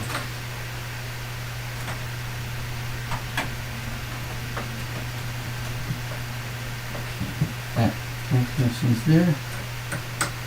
And so is that, if I'm able to get in there. Well, let me see if I can see if the thing works. Well, the zip drive actually works, as you can see here. So it does power on, it works. But absolutely nothing. Oh, the zip drives. Okay, that I still have the quick restore disk in there, so it's just pretty much reloading. You forgot what you used to burn the disks, and you never saw the MDS stuff. I don't know what kind of image format. I don't know what kind of image format and what kind of file format that you kind of use for your, like this stuff. But yeah, for my burning stuff, I use image burn obviously, and for the quick restore media that you're seeing right now that I'm booted into, I just kind of used I think it was like an MDS file, because I think it was like I think that was also like an image burn dump or some, because of the MDS or whatever. So basically what I did is I I click on the right image file to disk, and then I selected the MDS file that I kind of got, and then I just kind of burn it onto disk, and then I load up onto my AMD compact as we're seeing here, and it loads.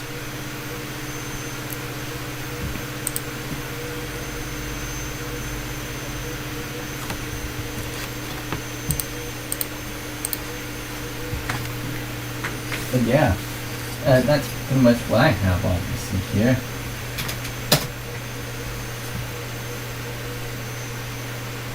Yeah, at the moment, the quick restore on the end doesn't seem to be, well, it doesn't even know what to do here, obviously, because it doesn't really detect anything functioning. Well, let me try this. I'm gonna go ahead and hard shut down the computer here, and I'm gonna go ahead and plug in the non-functioning hard drive also to power. So I basically got one hard drive as master and the other one is slave. Now let's boot up.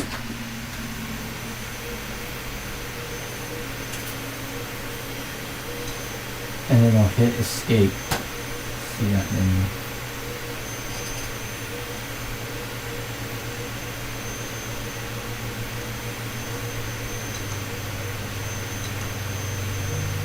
Hearing those clicking dings.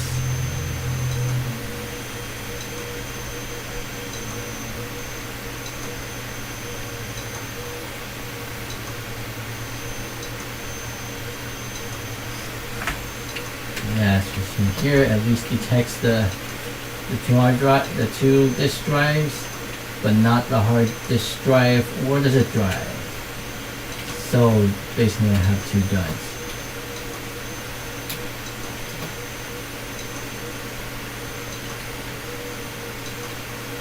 Exit, start changes. But yeah,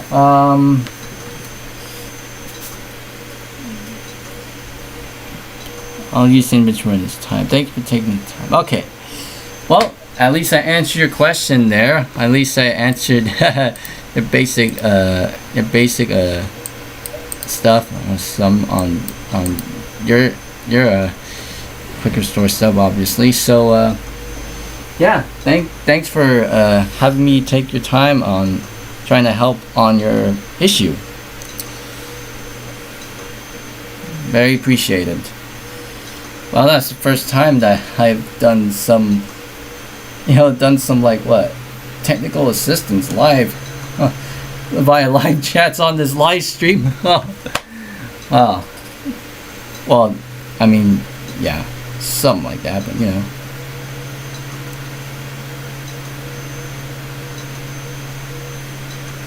Yeah, I don't even, stuff.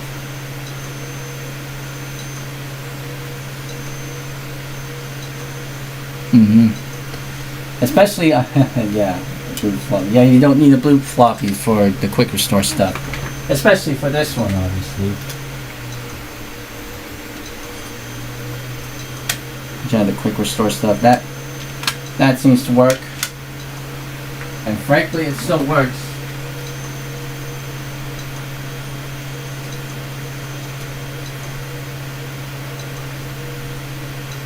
At least it tries to work.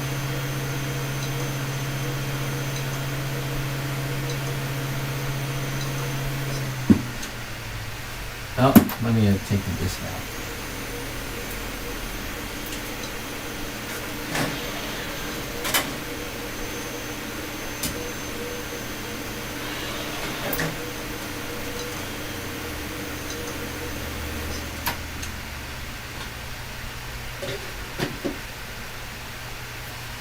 But yeah, that was essentially that. And now, let's redirect our attention towards my custom build, obviously, since I've already answered my viewers' questions here on this live stream.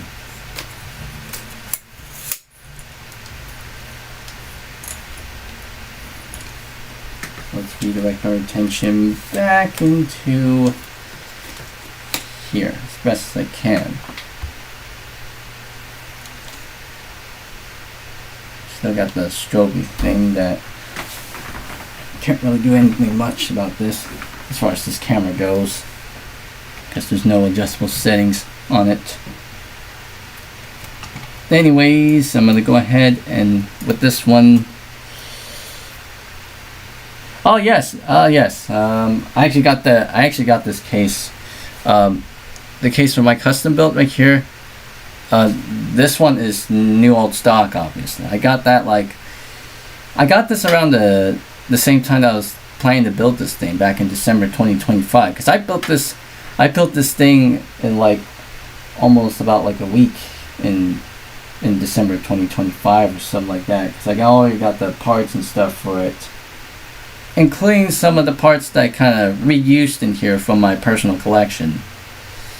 So it's essentially, yeah, it's my custom build. It's obviously using hardware that's a bit newer than the compacts that I have, you know, the two compact Versailles 7000 machines. This is pretty much dated around like around that early 2000s range, a little bit of the mid 2000s, but mainly around that range.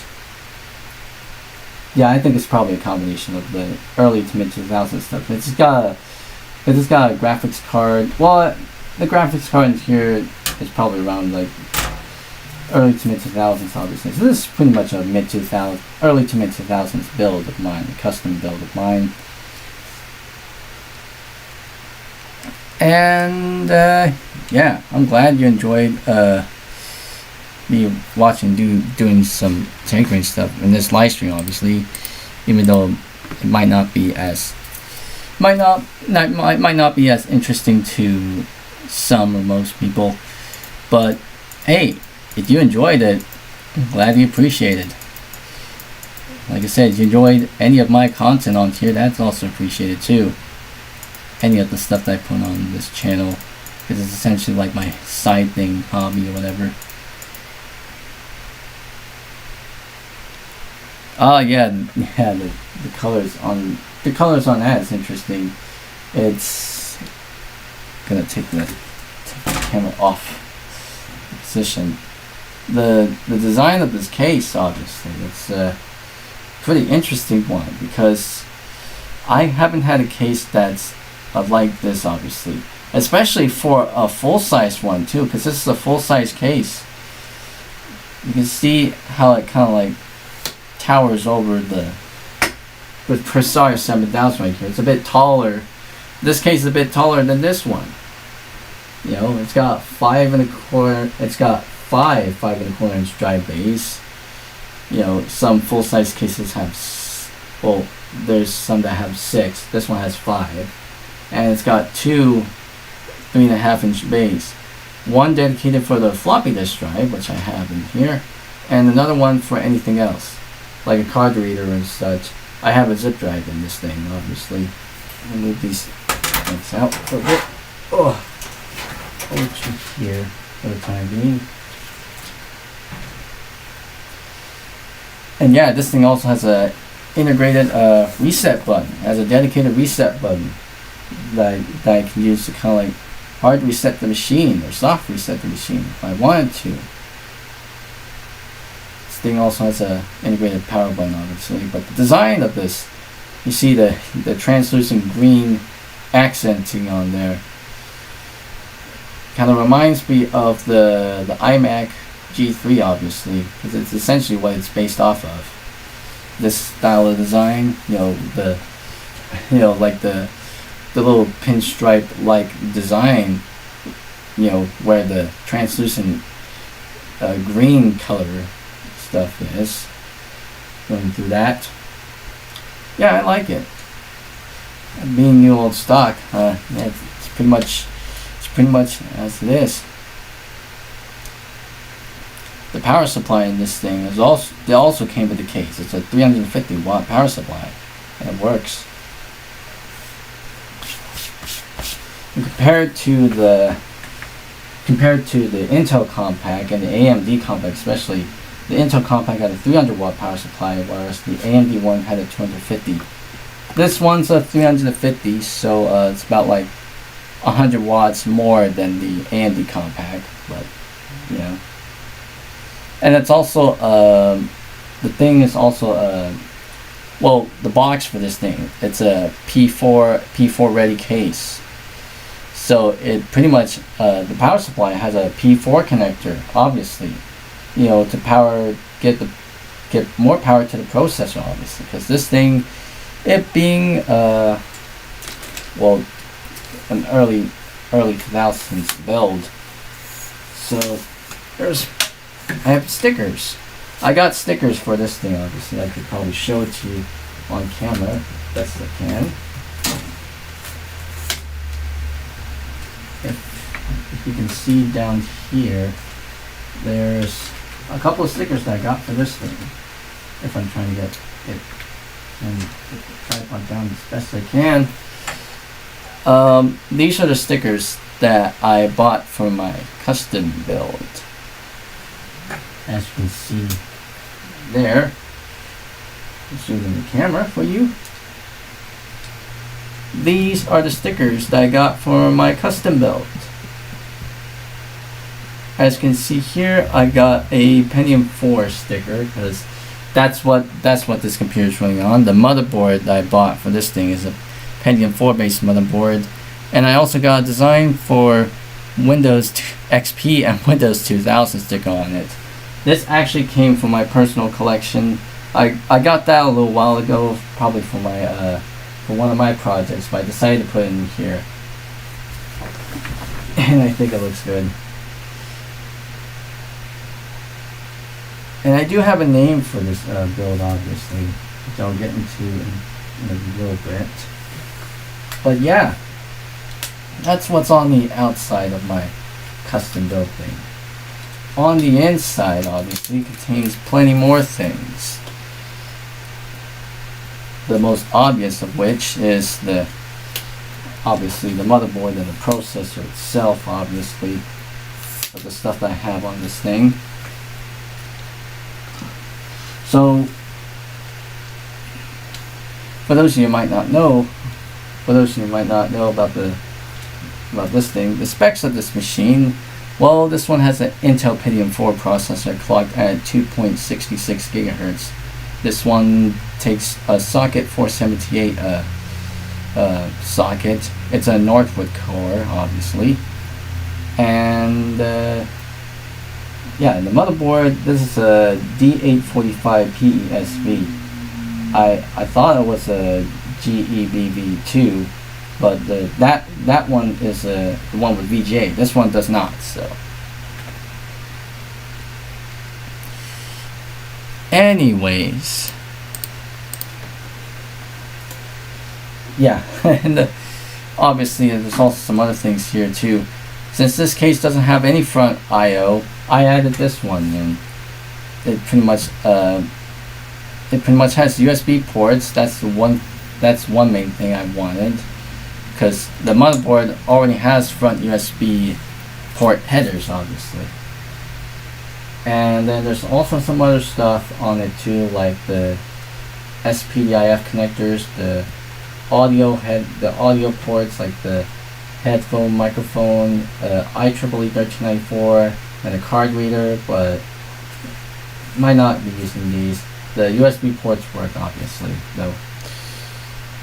Optical drives. I got this one. This is a DVD-ROM CD-ROM drive that I originally got for my Intel compact. I put it in here, obviously. I took that out, I put it in here, obviously, because I think I took it out when I was doing some experiments with this, because I think it was probably, might be having a little bit of trouble reading some DVDs and whatnot, but I took it out, put it in here. And then on the top, we have a DVD-RW CD-RW drive that also has double layer, dual layer support too.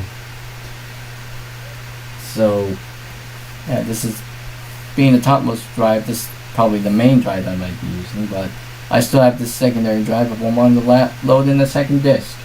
And then I got two blanks here for anything else I want to add. Because maybe pointing this out in the future, but maybe I'll want to put another floppy drive in this thing. Well, who knows? Right now I only have one up there. Maybe I might get two. I mean, that's just me.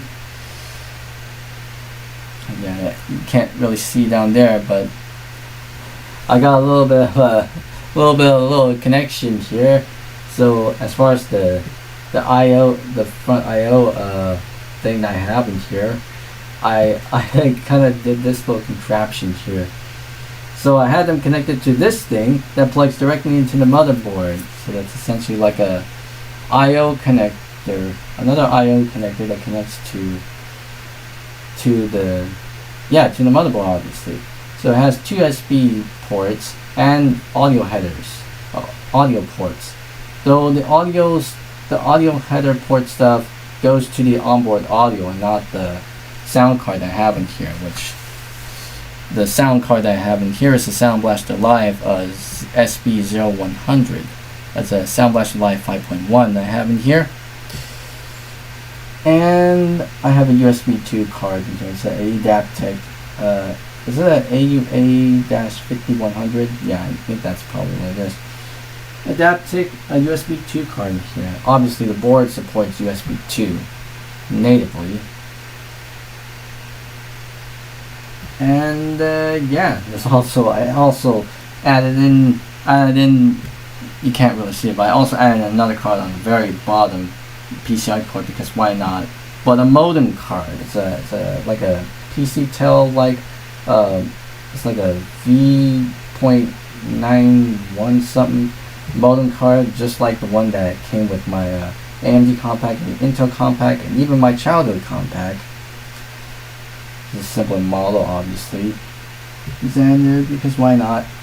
And this thing has integrated LAN connection, so it has an onboard network adapter. So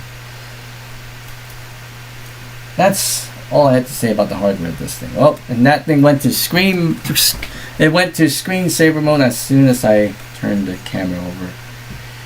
But what am I here for? I got G-parted up and running here. Oh yeah, the oddware stuff. Like I've seen some of that stuff, obviously. Anyways, I am here to kind of like start from scratch. Obviously, I obviously don't need to worry about everything else that I have on there, especially the file stuff. That's you know. So I'm going from clean slate here. So let's see how I can do. Okay, do I delete the partition by just simply hitting delete? Oh yes, I can. Yes. Wow. So just that. So just unallocated. Just pretty much delete all the partitions, and I'll have the entire drive cleared. So label as 0. Now add that. Yes. So I'm pretty much deleting all those partitions on that drive, and then completely wiping out that drive by selecting the cleared formatting option, which basically kind of zeroes out that drive. You know, kind of doing like a clean format. It's basically like a form of like a D-band, but a modern kind of way. If you get what I mean. What's this? Partition 6 and 7 have been written, but have been unable to inform the kernel of the change, probably because they are in use. As a result, the old partitions will remain in use. You should reboot now before making further changes. I'll ignore that. Let's see if we can try to. Obviously, not making any use of those partitions. I mean, I don't have anything hooked up to this thing.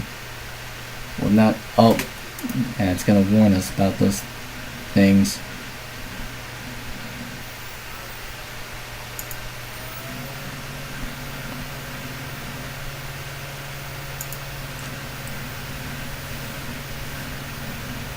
Is it really trying to access those partitions? I'm not too sure.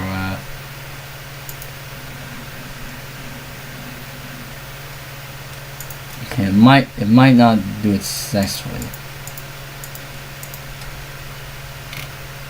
Yeah, let's see what we can do here. It might relist those partitions yet again. Okay. Let's see. I'm going to delete that partition. There we go. And I'm going to do a new cleared stuff.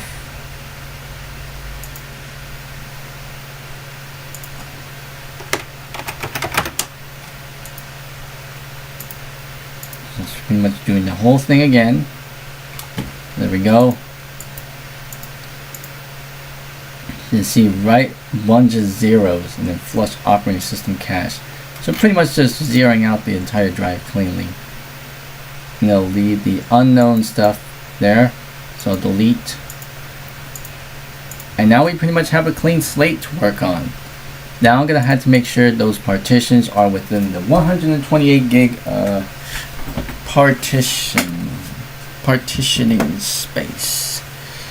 So what we're gonna be doing here. So let's see. And go to my calculator. So within that 128 gig partitioning space. So let's go here. MIB to MB. MB 128. 128, 134. Well, I think that's like a giga.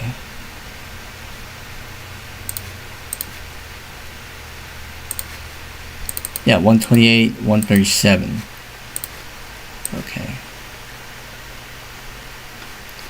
And I'm gonna make sure I get that all even. So as far as this, 60, 128.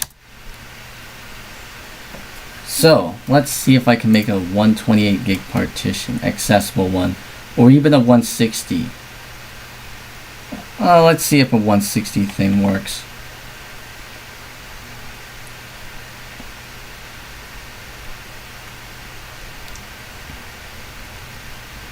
Because obviously, because I'm going to be installing Windows 1000 on here, it won't recognize those other partitions and stuff. So I'm going to do FAT32. I'll label it as W98 because that's what I'm going to be putting it on.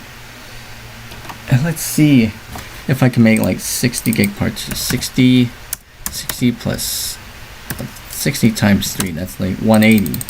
So if it's like 50 times 3, that's 150. Well, 50 times, oh, it's like 55 times. Oh goodness. 55 times 3. How do I get the 160?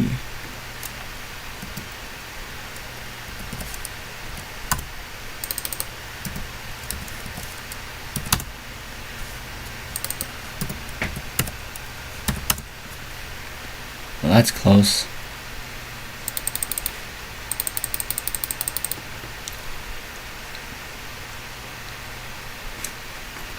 Either way, I'm gonna go ahead and go into here,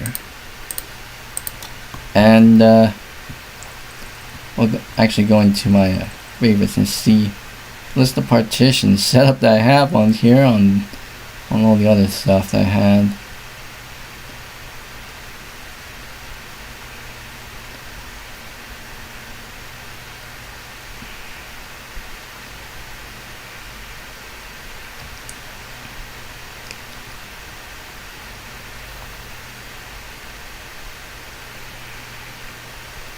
Yeah, I did have like 50 gig partitions on here.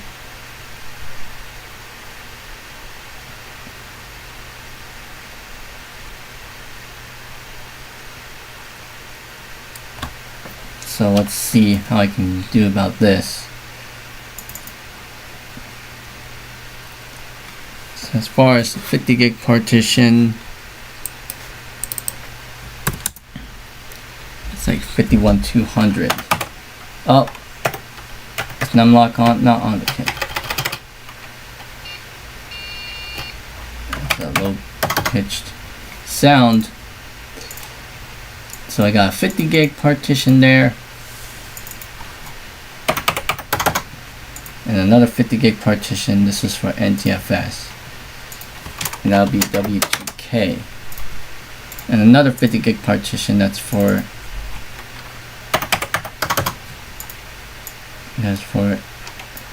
WXP.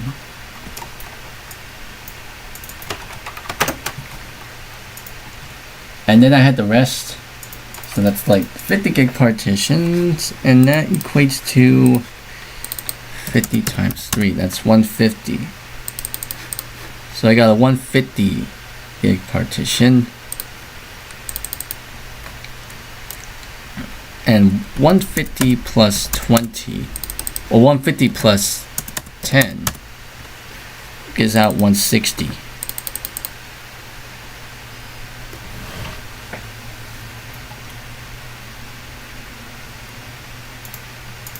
Let's see if I can add like a 10 gig partition here. Well, not exactly. I still need to set up this thing. So, oh, and this one there's no flags. This W98 thing. So I'm gonna format it to factory. Well, it's already formatted to factory too. But oh, what did I just do? I just undid that irreversibly. WXP or EXP, no, WXP. All right, so I have these partitions in here, and I'll definitely reformat. Oh wait, whatever. Let's see how we can go about it by this. So just pretty much doing basic setup here.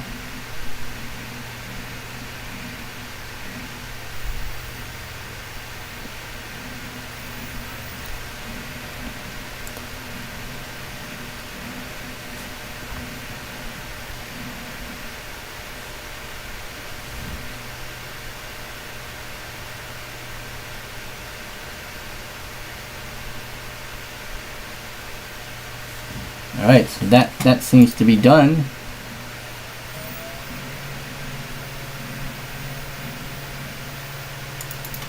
So now I got the partition set up, and I'll be temporarily deleting that, making a new space. I'll name it W98 FAT32.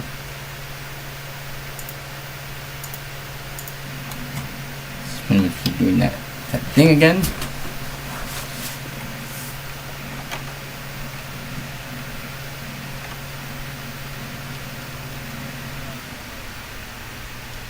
There we go, so that one works.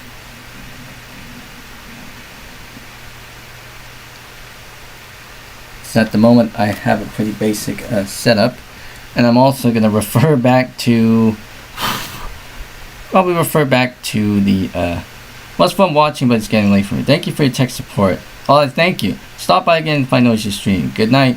Well, good night from where you're at. I mean, it is obviously nighttime here. It's almost like what? Few minutes before 9 o'clock in my area. But yeah, I hope you enjoyed hanging out with me in this live stream. I'll see you in the next one.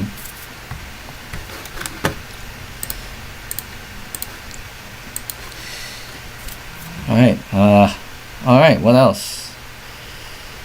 What else do we have here? How long have we run this thing? 2 hours and 26 minutes. Okay, let's see how long we can keep this going. I'm going to refer back to the previous live stream that I did, so I could get a fair share of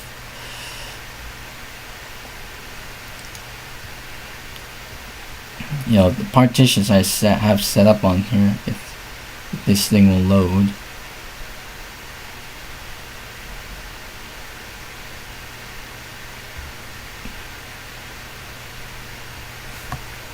So I could actually go into that same disk and macro backups And this one, all the partitions. Okay, that's also a 60 gig partition. Well, not a 60 gig, it's 50 gig. So 50 gig, 50 gig, and that's also 50 gig. So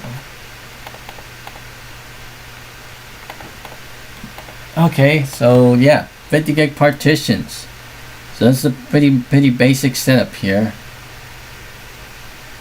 And I'll go ahead and manage the flags here. This one needs to be LBA. Boot LBA.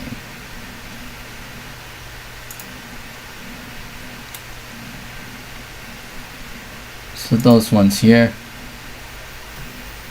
And I'll probably do the same with the other ones too. Could this be LBA? Well, it already mentions LBA, so yeah, BLS, boot, whatever. Let's see if I can try to expand these partitions to 60. If that's the case.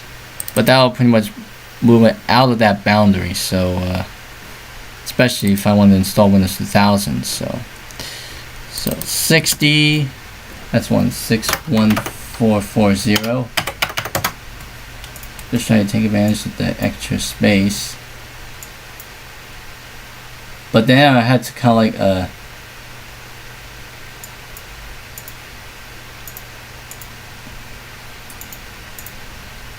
yeah, 61.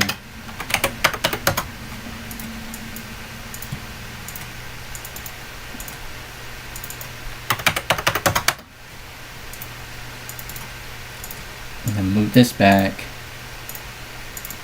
And then move this back. And see it that way. So this is pretty much outside the whole partition space. I don't know how this will work. So I'm pretty much just like re-expanding those partitions the way it is. So it's pretty much moving everything to the right. Attempted to move it to the right, and that's pretty much taking a long up. Oh, it crashed. It crashed. Wow, having that fail on you, having it crash unexpectedly close as soon as it does that, it's never a good idea. Well, it's never a good thing, obviously. Zero concurrent viewers, 26 views.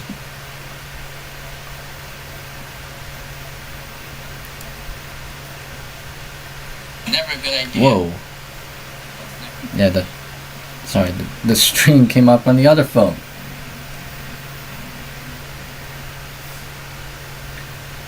Oh, yep. You can see it really failed there. You can see that gap. So it's time to delete these partitions and start afresh.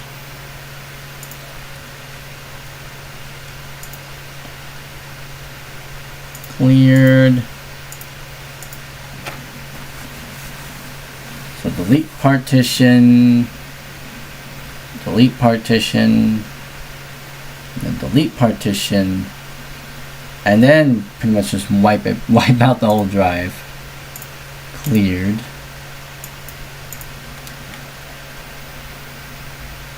And then I'll delete that, and then I'll set up new partitions.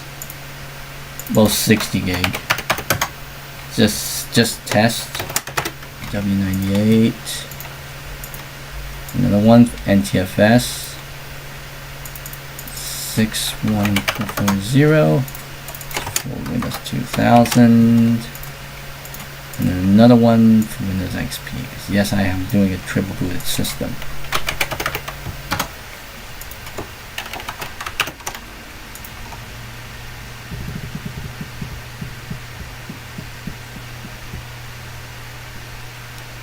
So I got those two.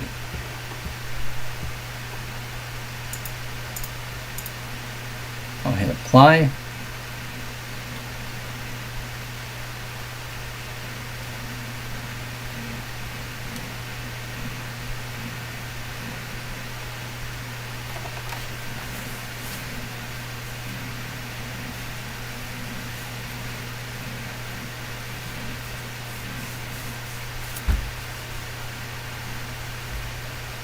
we go.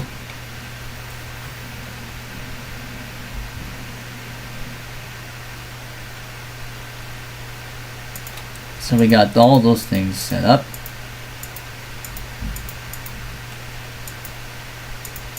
Those partitions pretty much set up. Those two 60 gig partitions.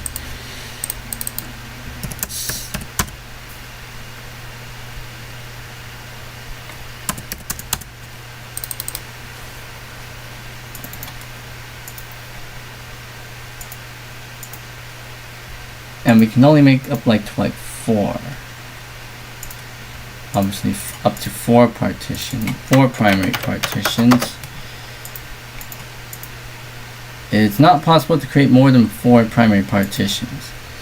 So we can only create up to that limit. So in order for us to do that, we need to create an extended partition. So an extended partition, and then create a few other partitions to kind of fill in that space. That's including even more partitions within that space.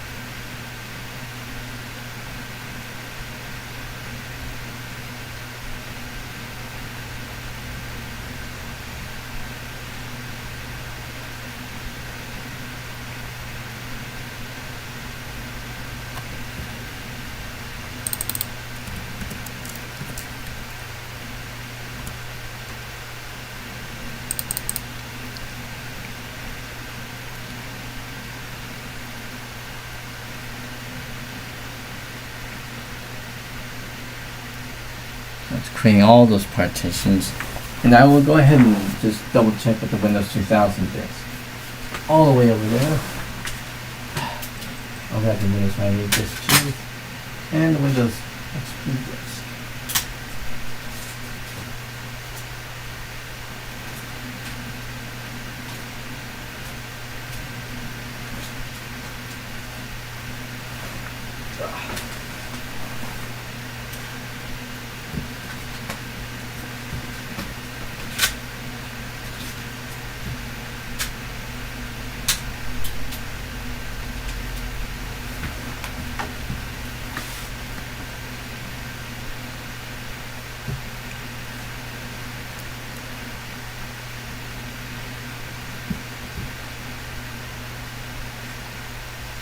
Pretty much making all those logical partitions, obviously.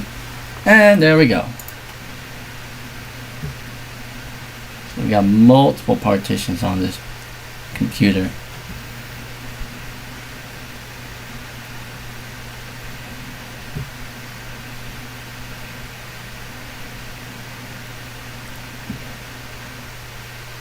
And there we have it.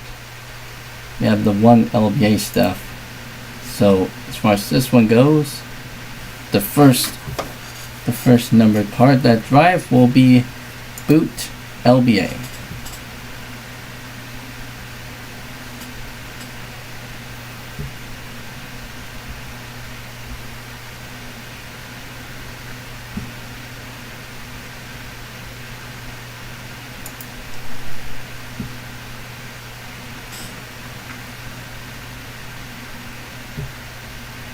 I can really see that.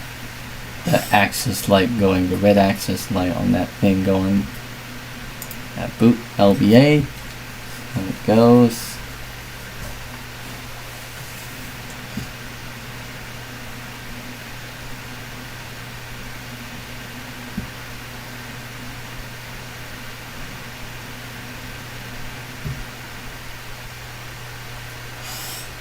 Alright, so that seems to go. Oh, it's already set for us.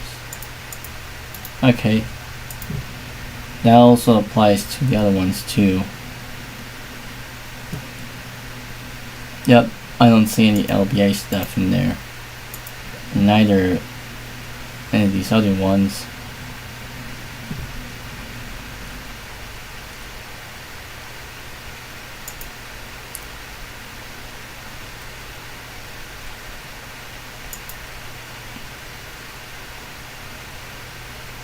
So I have various 60 gig partitions.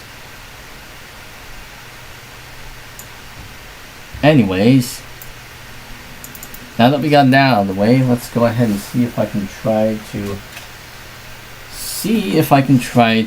well, reboot the system. Go into Windows 2000 Professional and see if we have the problem of try to install those. I mean, the Windows 2000 disk doesn't really support LBA 48-bit LBA addressing by default on the Windows disk. Well, who knows? Reboot and load from the Windows 2000 disk.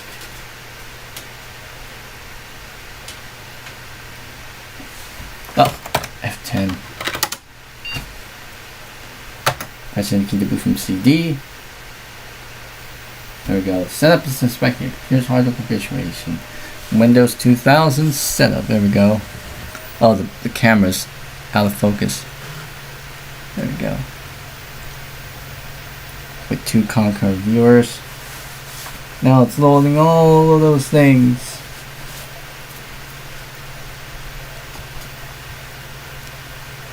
I'm just wondering if this will actually work. If not, then I don't know.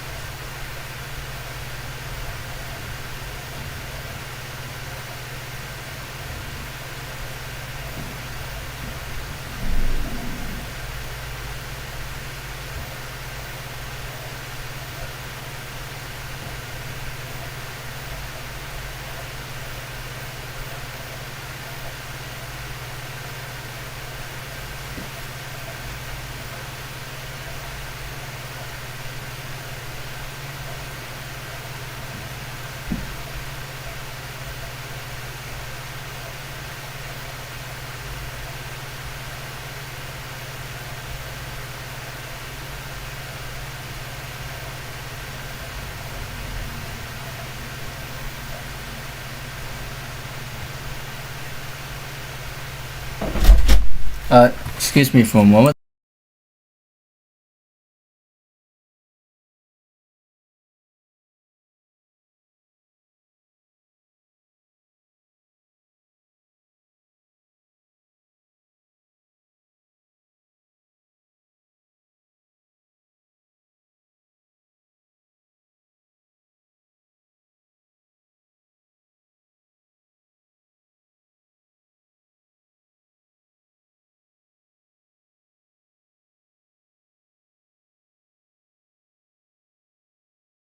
Sorry about that. My brother just came in to check up on me. But anyways, let's see if this works. Oh, unknown disks. It's finding unknown disks. So I know it's not going to work. Well, not within the range that we have at the moment. It's still within that, it's still within that, that 128 gigabyte boundary. So let's hit F8 for there. And yes, we have a couple of, we have a couple of unformatted or damaged partitions. And look at all that big partition space. So we are definitely running within the 128 gigabyte limit there. But for XP, that doesn't seem to be a problem. But for 2000, it does. So this is likely why. It's likely why I need to set up the initial 2 partitions. Well, the first 2 partitions, obviously, within that 128 gigabyte boundary, obviously, just for a safe measure, if that's the case. So I'm gonna go ahead and hit F3 to restart and boot back into gparted, which will take another long while. How about we go into Acronis OS selector, see if that goes. So instead of, before I put the gparted, let's see if the Acronis OS selector actually sees those partitions. Because surely that would probably be the case here if anything that I've known of. 30 views, 2 concurrent viewers. Yeah, there we go. Disk admin. Okay, can we see all of our partitions? Analyzing partitions. Ah, there we go. Everything is yeah, everything is there, obviously. At what the heck? 120. Okay. Wow, the partitions are actually look at the number, the partition numbering here. It's all randomized. But obviously it's listing D and E within outside that boundary. So so I and J are within that boundary. So I mean, yeah, they're all 60 gig partitions, so yeah, size 59. 59.9 seems like.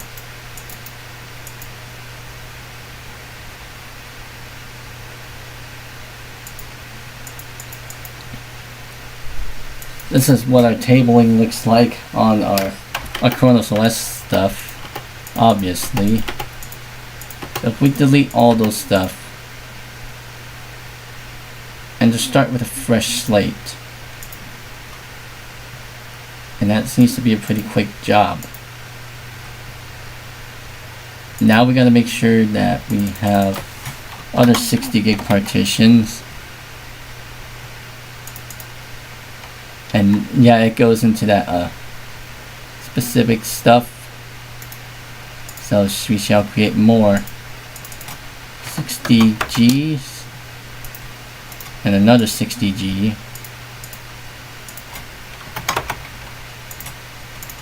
And another 60.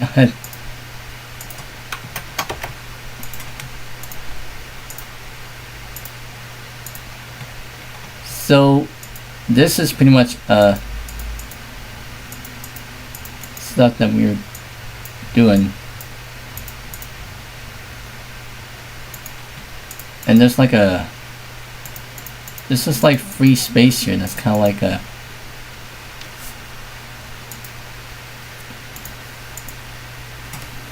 a little bit of space stuff here.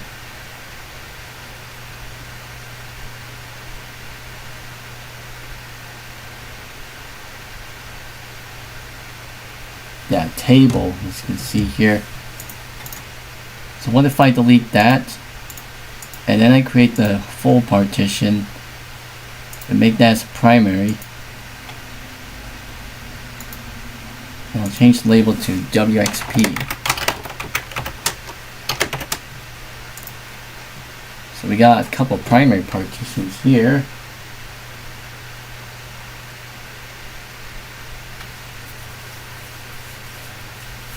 However, with the way that I have set up the partitions, you know, on the other drive, well, as far as the compact goes,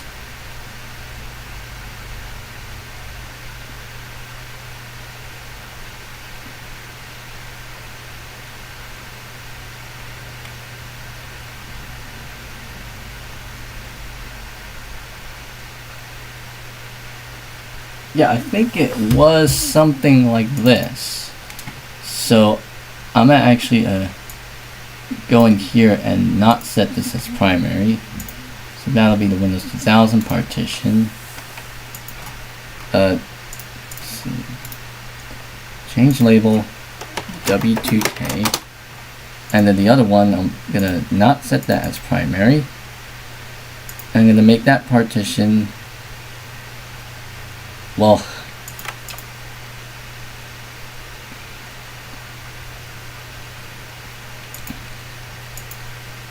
you know what? Let's just restart from the beginning.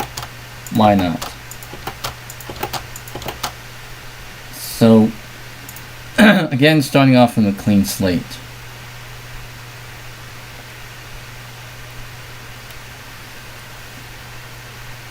So let's create a couple of different partitions, but then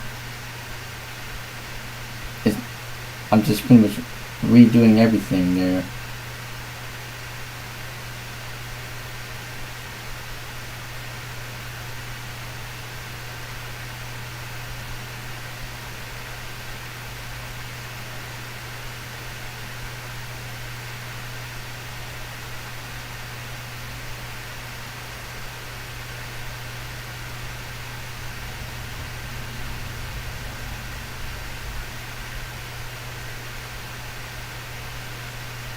With that, we'll actually go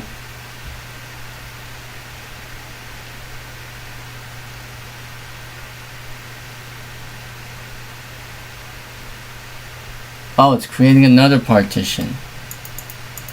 It's actually going quite a bit slow here. So there's another wait time for us. I'm sure G-Part probably does this a little bit faster. But here we're on a cross OS selector, so the old-fashioned way, it seems like it's doing stuff fairly slowly here.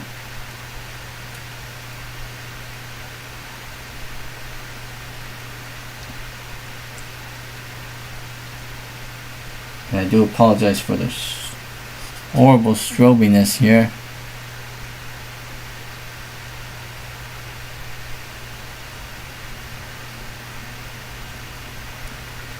So I've been trying to get on the correct strobey thing. Yeah, because when I put the camera, put the hand away and then start doing this whole strobiness thing, that really gets annoying. So I'm sorry that you kind of had to deal with that. I think I'm gonna have to like, oh my, well, the flash thing doesn't work, so.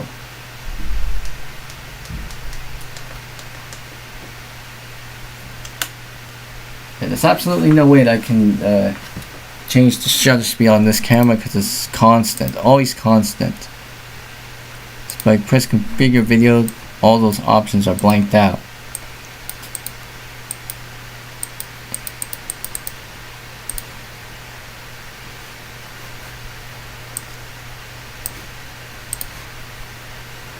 So unfortunately,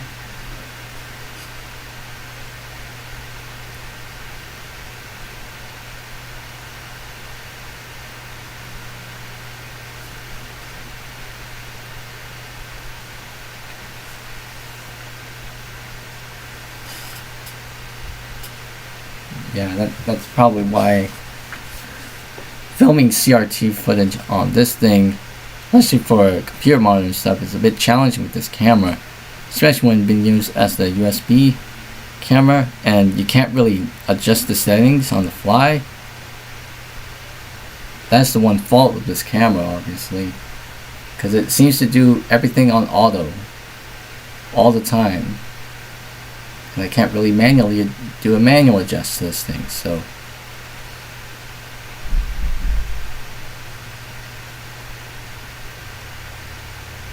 yeah, it's doing this whole stroby thing here. It really gets annoying.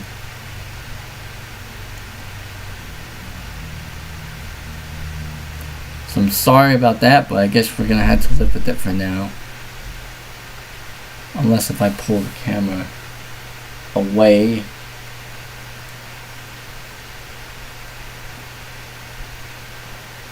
Or further. Oh, I thought it died there.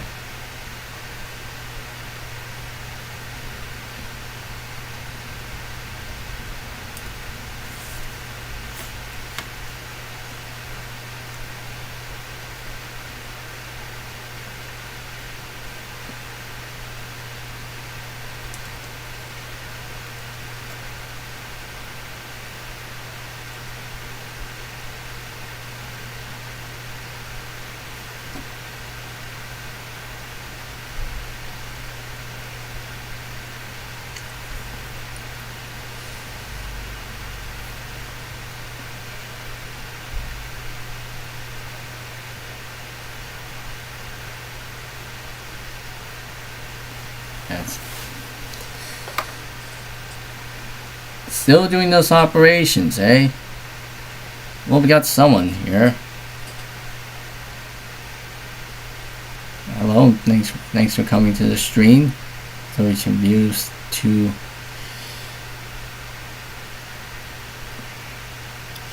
Is the stream too late? Obviously. Well, I mean, it's 9:25 p.m. from where I'm at.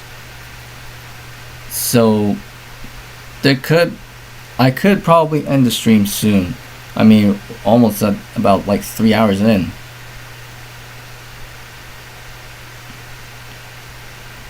It's like 2 hours and 55 minutes. Like, I've done streams longer than this, obviously. If you take a look at my channel.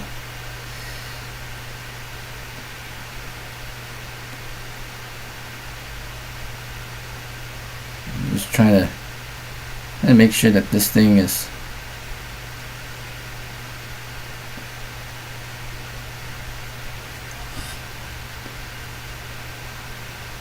make sure that this thing doesn't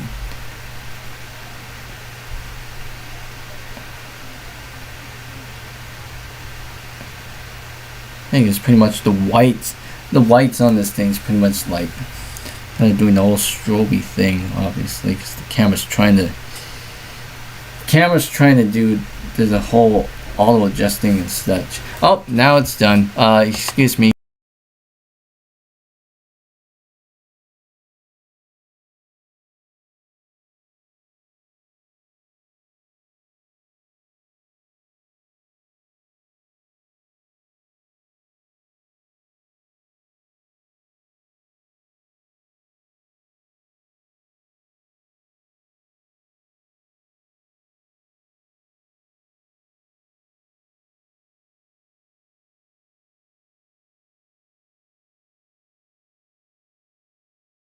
Sorry about that. I just kind of got interrupted by my brother. Once again, my oldest brother. Anyways, I was almost about to sneeze there. Oh, okay. FAT32. Okay, so that would be a 60 gig. One primary partition. I'll set that as active. And then what about the other partitions? Did I set those as pri? Okay, that I think that's pretty much what I had set. So 60 gig partition there, NTFS. Another 60 gig partition there, NTFS. And another one. Another one. Another one.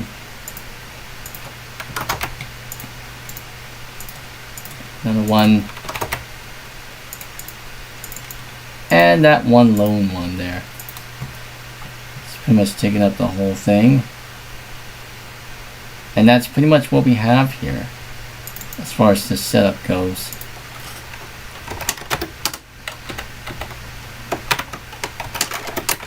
Okay.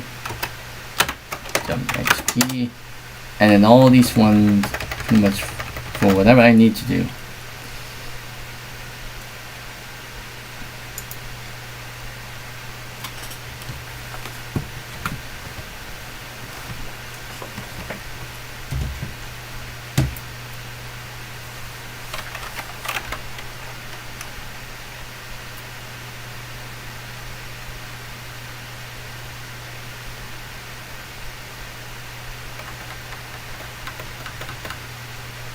Got that going on here. How about that? Have the home edition. See what that is. Yeah, I'll do that. XPH.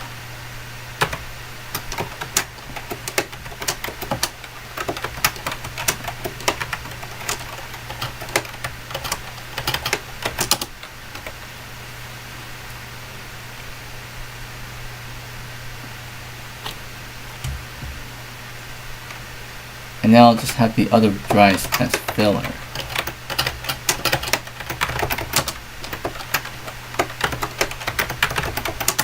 I'm pretty much doing whatever I need to do of it, and I think this is probably the good time for. Oh wow, that's quick.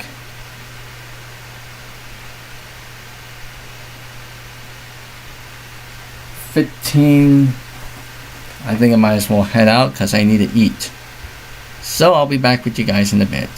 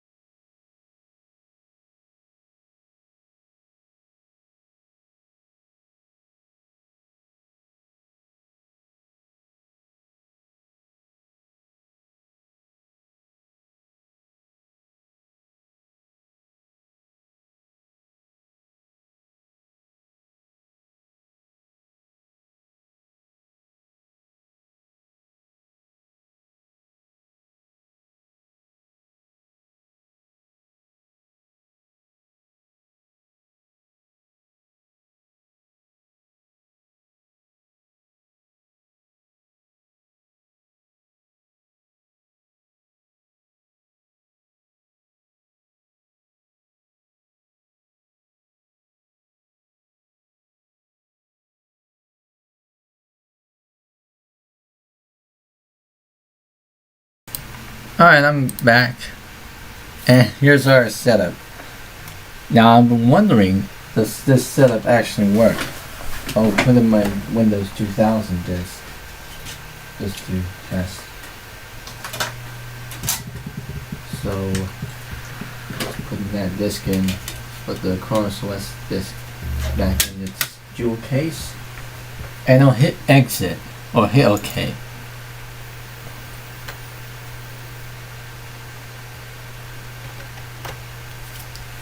Obviously not going anywhere, but I will go ahead and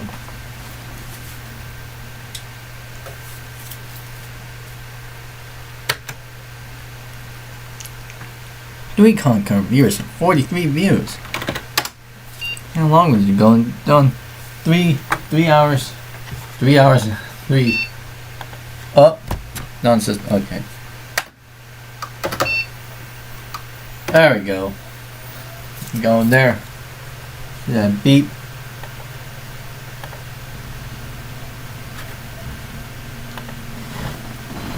Okay. What we got in here?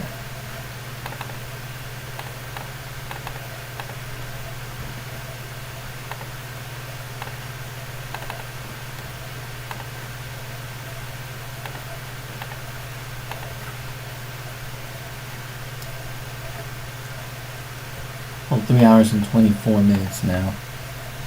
3 hours stream of just me tinkering around with stuff. Live.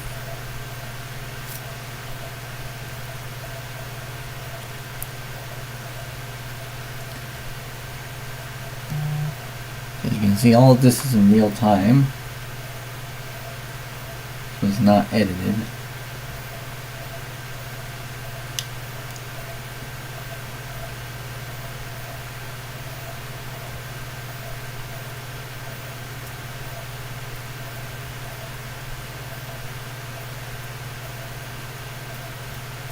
USB keyboard.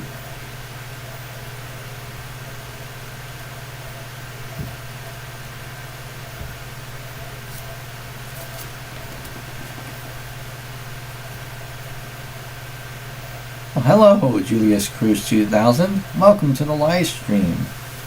What we're doing right now, I'm just pretty much tinkering around with my custom builds.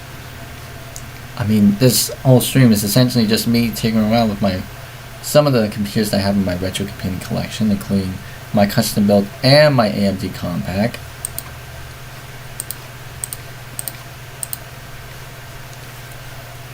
Hello. Right now I'm just testing out the basic partitionings and stuff, because I've been needing to install some more OSs on this thing.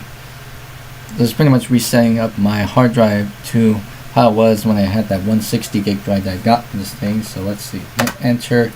Alright, well, now it's examining the unknown disks, because I think it's seeing those two.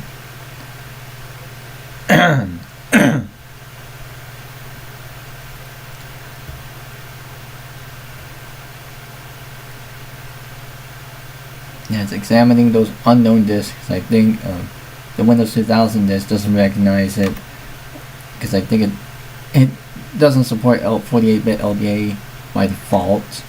Yep, it's still identifying those things as unformatted or damaged. So let me see how I can go about hiding those partitions.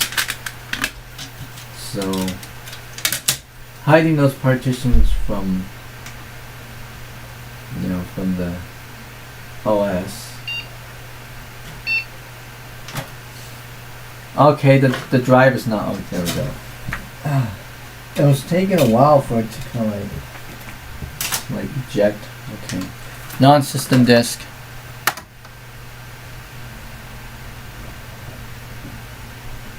It's going to the CD drive now. Yep, there it's going.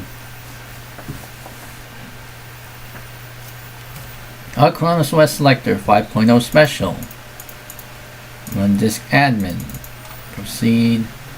Take a look at those partitions. Let's see if I can try and hide those other partitions. These other 16 gig partitions. So let me hide, hide, hide, hide, hide. So just basically hide all of these partitions for now until I install Windows 2000. Then I'll do Windows XP, because I think XP Service Pack 3 can see all of these partitions, unlike with Windows 2000. So yeah, that's what we'll do. So I will go ahead and commit. There we go. And just to double check, let's relaunch the disk admin tool and see all those hidden partitions. And there we are. We have these hidden partitions. So these are inaccessible, but these three are. Oh, it's already 10 o'clock in my area. Okay. Well, eject this disk, and now insert Windows 2000 Professional to see if we still have those partitions that go out of that boundary. See, no, that's not what I meant. Okay. Non-system disk, press in key, insert Windows 2000 disk. Ha! Reboot and select proper root device or okay. Doing that again. Is it going to press indicated? Yep. Alright, do that. Setup is inspecting your computer's hardware configuration. Now it's going into the Windows 2000 setup. Oh, that's my 10 o'clock alarm. It's already turned 10. Let's see how long we'll do this. Obviously, I'll probably say the max limit for live streams is like 11 hours, but I'm not planning to make this 11 hours. In fact, I've already done streams like this where it's 11 hours on my channel, obviously. I think I've done like what, 1 or 2 or some live streams or something. Let's see.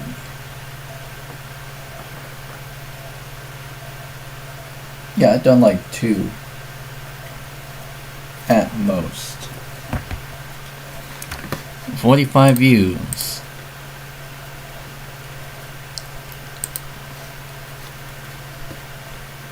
Five views and 3 concurrent viewers already.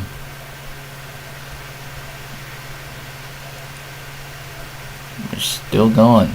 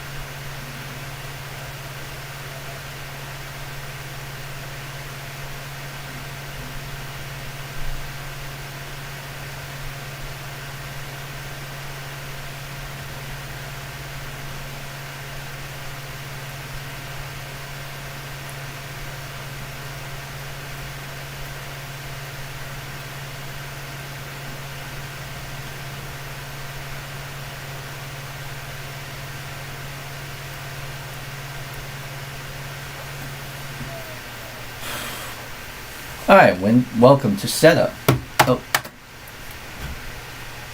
Oh, there it goes. Unknown disks.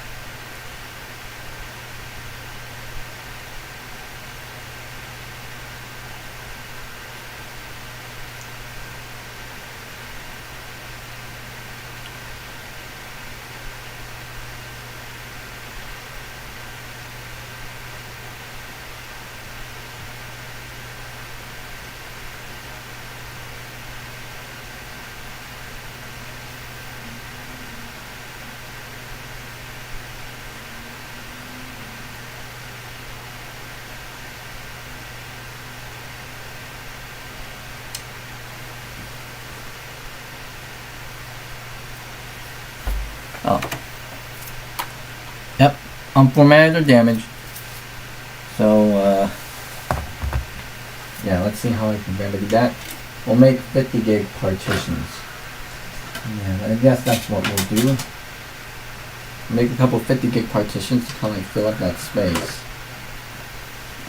Let's see about that.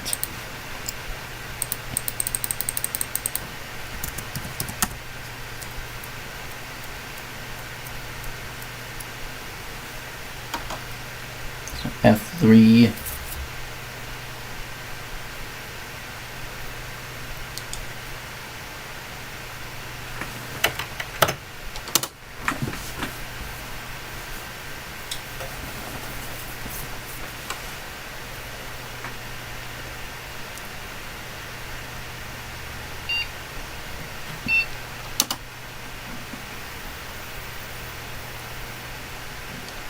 Into a Chrome select. There we go.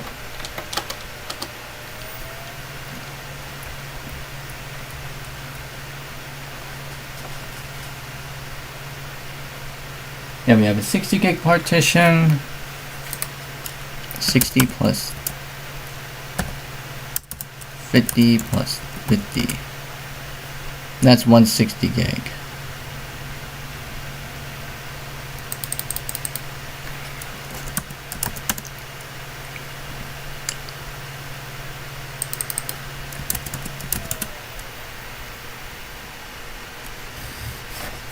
Or how about I do this? Let me hide the XP partition and see how that works. Oh, what the heck? Why did I just X it out? Okay.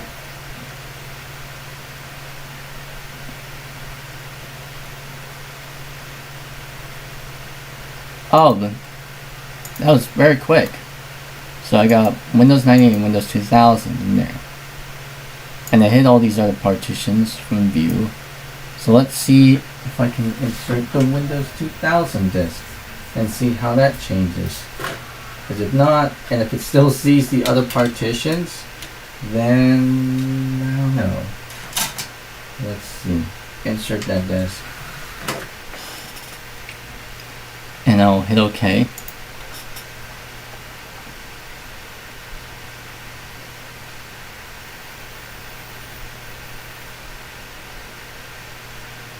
Okay, it's not really going anywhere. It's actually a hit reset. And let me change the boot order, obviously. Boot device priority. Boot that. Boot this up.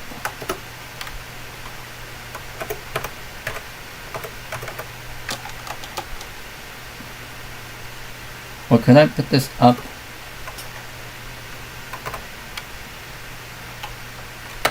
Maybe that's how we're going to do it.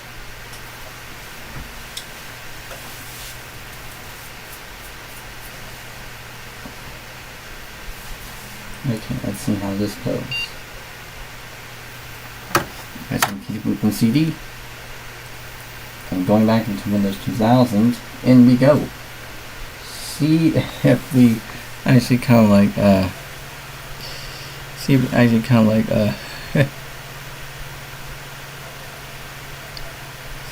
you.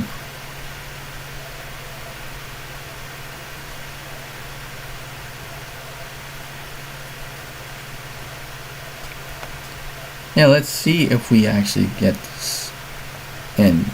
Who knows?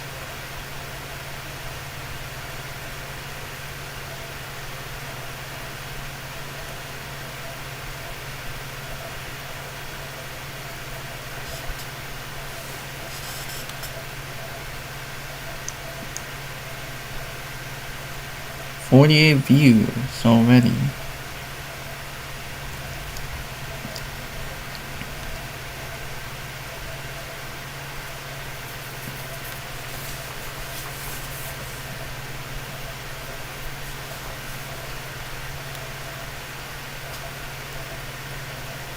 By the way, I may have not mentioned this, but this is a casual stream, obviously. You can probably tell by the title of this stream. This is just me casually just doing stuff with my retrocomputing collection.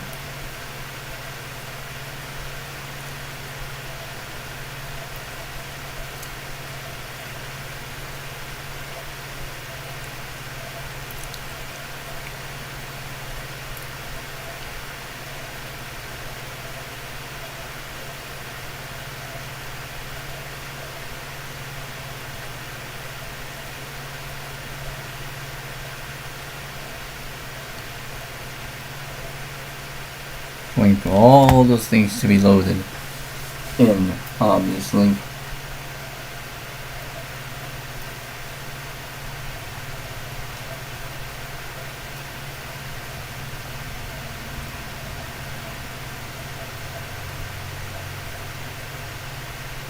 Alright, setup is starting Windows 2000.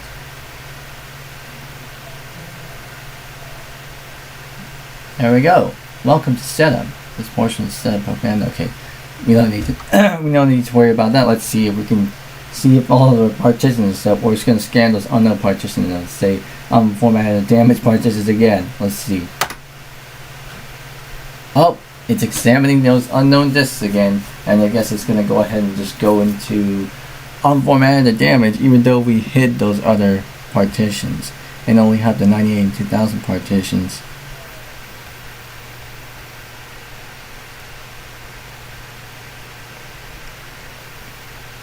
Let's see. Oh, whoa, what the heck? Unformatted and damaged? Oh, I've never seen this option. Inactive. OS2 boot manager. What the? I never seen that before. Goodness. But yeah, it seems like this is a no-go. So I actually had to delete those other two partitions before I install. Before I go ahead and install, you know, Windows 98 and Windows 2000. Windows 98 and Windows 2000. Those are the two operating systems I'm going to be installing on here first. So yeah, let's see how we can do about that. So hit F3 to restart, and I'll go through a Cronus OS selector and see what we can do about those partitions. I mean, I've already set up in the way how I want it to be.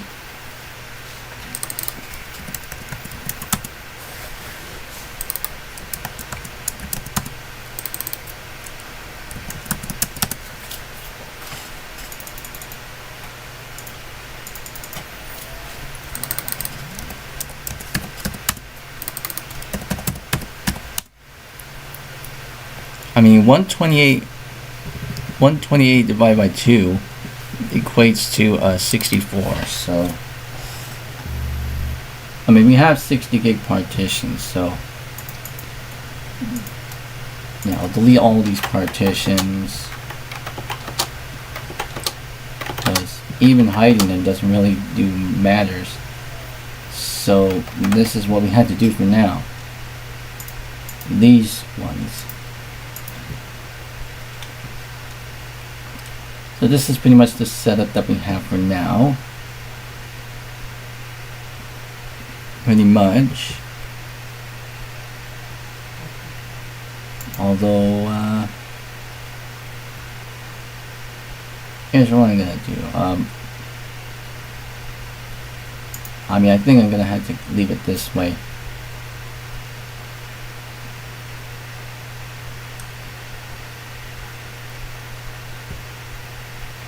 Yeah, I think I might as well leave it in this way for now. So 98 and 2000. So I pretty much have like one primary partition and then one large extended partition containing Windows 2000 and Windows XP and whatnot.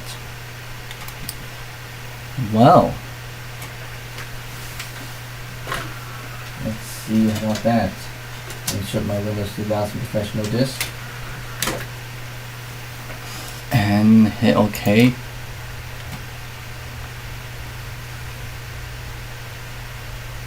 And I'll promptly restart.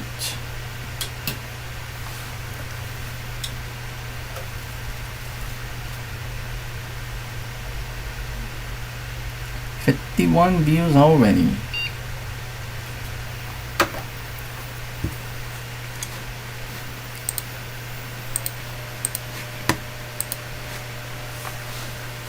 And we should be getting in there.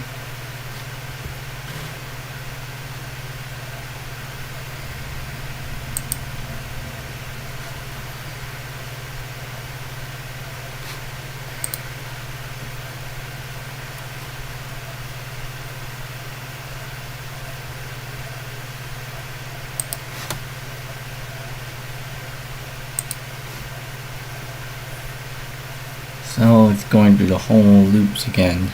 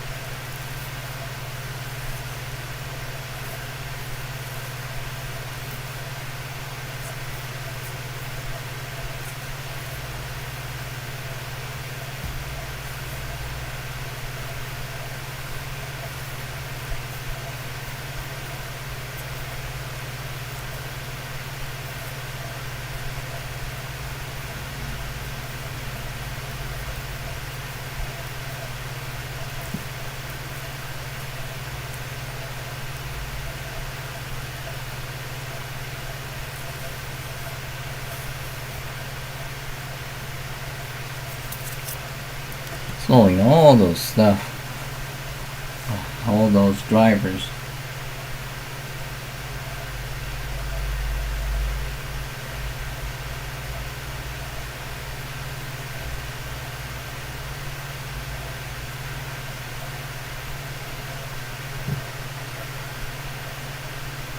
Setup is running Windows 2000. Now let's see if this will work. Because we already have two 60 gig partitions, so that makes up 120. So enter. And there we go. We don't have that problems anymore. So yes, you can definitely tell it is it is within that 128 gigabyte limit. And as you can see, 61444 plus times 2, 122 plus that 8182, 131. Okay, so that's like, yeah, we are within that 128 megabyte limit as far as these ones go. So we have two 60 gig partitions, which, I mean, that's reasonable enough for like what, late 90s, early 2000s hard drive sizes. 60 gigs, 60 gigs or 80 gigs, whatever. You didn't have much more than that. But yeah, I just had to make sure. So, I guess, well, that being said and out of the way, I think it's about time that we should go ahead and insert in the Windows 98 2nd Edition disk. I'll be reinstalling that yet again. I'll basically just do a basic install of 98, and then I'll move on to Windows 2000. Non-system disk, pressing key, up. Alright, boot from CD-ROM. Start computer with CD-ROM support.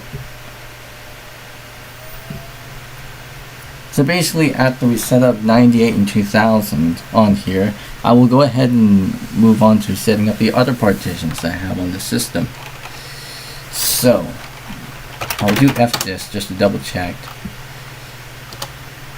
So, display partition info. So we got all those things in there.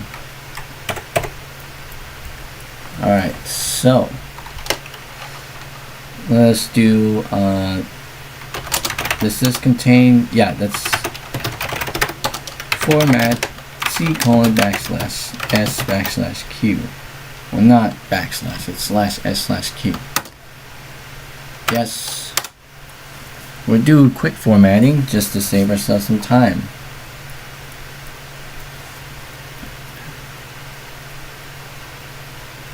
And there we go. Now I'll put in the name, Windows 98, all caps, C, make directory Windows, options, tags, and then copy d:/win98/star. Now we'll copy everything from within that Windows 98 folder into the Windows options caps directory. And this is how OEMs back in the day will typically do stuff like this, you know, to install Windows 98 obviously without needing the original disk. It also helps with having to if it needs drivers, obviously it'll look from there instead of on the CD, you know, as far as the stock 98 files go.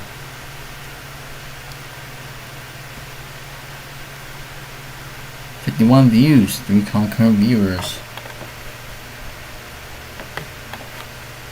Looks like we're still going.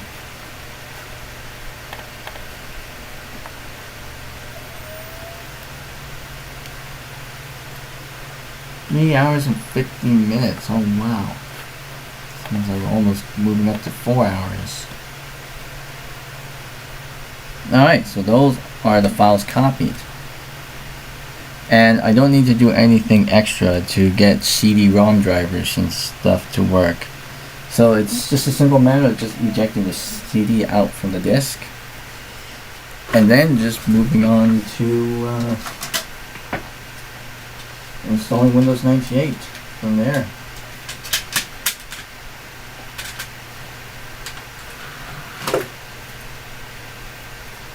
I don't need my G-parted disk anymore for the time being. So hit Control Delete, or I can just press the reset button, you know, on my computer case, because it has that. There we go, Windows 98 come up. And let's go into close first. CD Windows options tabs.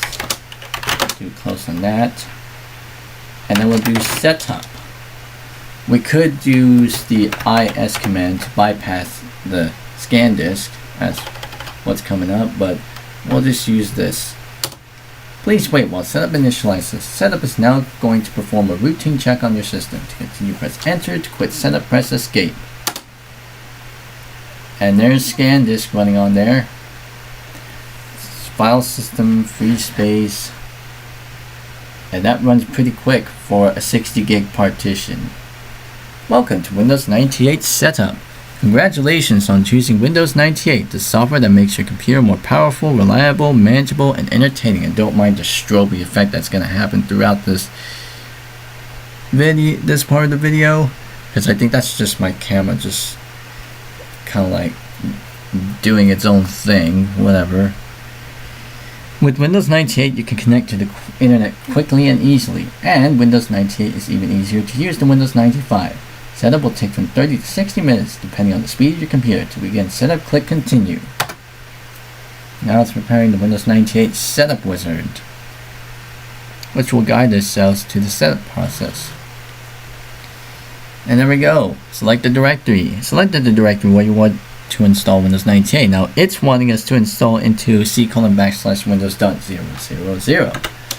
That's not what we want, because it's just going to make a new directory with all the other files, and it's just going to make everything untidy. So I'll delete the .000. Caution, the directory c:\windows already exists. If you continue with files in this directory may be overwritten. Do you want to continue with the specified directory? Yes. Now it's preparing the directory. Please wait while setup prepares your Windows directory and verifies that your computer has enough disk space to install Windows 98, which we do. Setup options. Click this kind of setup you prefer and then click next. So we've got typical, portable, compact, and custom. So we always do custom here. That's what I do. Because typical only gives us the basics. So let's go ahead and remove all the stuff first and foremost. So I can start off with a clean slate. Then we'll start from the top and work ourselves way into the bottom, excluding some stuff that we don't want, like the internet connection sharing, the web TV. So just pretty much everything in between. Alright, computer name, computer descriptions. Now I gotta put in my usual. P4 Bondi, and I'll type in the name of this build, which is the John Pack Bondi P4. That's the actual name for this thing. I did put something that says custom built P4 computer or something like that. I don't know. I'll hit next. Computer settings, these are the only two. Establishing location United States. Setup will now create a startup disk. We don't need one. And now it's going to start copying files. The Windows 98 setup wizard now has enough information to start copying Windows 98 files to your computer. If you want to review or change any settings, click back. To start copying Windows 98 files, click next. We'll hit next. There we go. Welcome to Microsoft Windows 98. Please sit back and relax while Windows 98 installs on your computer. During this automated installation process, you'll learn about some of the enhancements to Windows 98 and a few of its exciting new features. After Windows 98 is installed, you're invited to take the Discover Windows 98 tours to learn more. So right now it's doing the file copying process. Windows just got better. Windows 98 helps you get to the most out of your computer by making it easier to use, more reliable, faster, and more entertaining. So this is obviously Windows 98 2nd edition. There was an earlier version of an initial version of Windows 98 called Windows 98 1st edition. You know, that's dubbed as that. It's not actually called Windows 98 1st edition. It's simply called Windows 98. And that was from 1998, obviously. And Windows 98 2nd edition, which released a year later in 1999, improved on some of the things that Windows 98 had, you know, as far as issues and bug fixes and whatnot. But it also added some features like the aforementioned internet connection sharing thing, which I kind of left that option out because, yeah. Enhances communication. Windows 98 gives you exciting tools that helps you communicate, and just went by so quick because it's, once again, we are loading off the setup from the hard drive itself, so it'll be a lot quicker than just running it off of the CD. New communication tools. Faster performance. Windows 98 helps you get top-notch support performance without adding new hardware. Programs can start and run faster. Many new computers start instantly using the On Now power management feature. So it also has the maintenance wizard. More storage space. Gain extra disk space by converting your hard disk to the FAT32 file system. This file system also supports large capacity drives. Increased dependability. With hundreds of enhancements and a new suite of wizards and smart tools, Windows 98 helps you keep your computer running smoothly. It now also has a registry checker. Well, this version of Windows, obviously. Automatically repairs and restores the files as necessary. It also monitors registry files. Increased reliability. System File Checker automatically locates modified or corrupted system files and tries to fix them. More entertaining. By converging real-time 2D and 3D graphics, digital video, and audio on the internet, Windows 98 redefines the home computing as the entertainment platform, whatever. Better games. Supports new hardware. It's going by so quick. It also, support for the new USB, so it has more robust USB support than what Windows 95 OSR 2 has. 2.1, whatever. More accessible, more customizable, and something about Windows updates coming up. Check out Windows Update. Yep. Stay up to date with this web-based extension of Windows 98. Thank you. Please register your copy of Windows 98, the Microsoft Windows 98 product team. Setup needs to restart your computer to continue. Your computer will automatically restart in 15 seconds or when you click Restart Now. I'll hit, I'm actually going to leave that running, so it's Gonna let that count down for a bit and then restart. And once again, we don't have any disks in the drive, so there's nothing in those optical drives, neither the floppy drives nor the zip drive that I have in here. Getting ready to, oh my goodness, the flickering. Getting ready to run Windows for the first time, yes.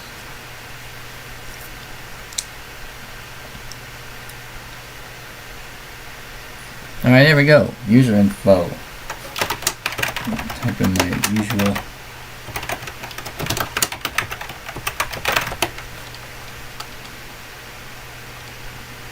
Make sure that's in there.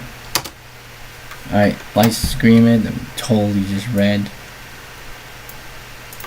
And the product keys. So I will go ahead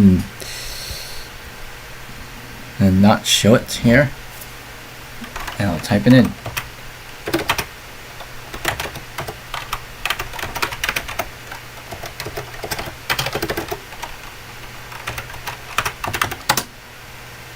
Alright, I got it in. Windows 98 saved all information. Click Finish to continue starting Windows 98. Windows 98 is now initializing its driver database. Windows 98 is now setting up your hardware and any plug-and-play devices you may have. And then it'll detect non-plug-and-play hardware in the system, which the setup doesn't automatically recognize because the hardware is probably much newer than 98 supports. Caution, this may take a few minutes and may cause your computer to stop responding. If the progress indicator stops for a long time and there is no disk activity, please restart your computer.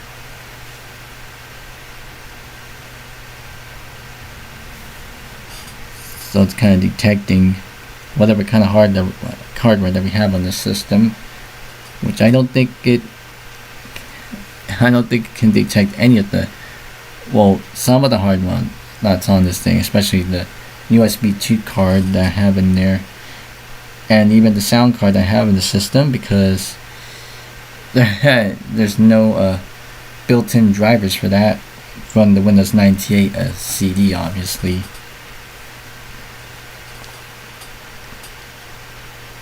There's 55 views now, and we're already 4 hours in. 4 hours and 1 minute.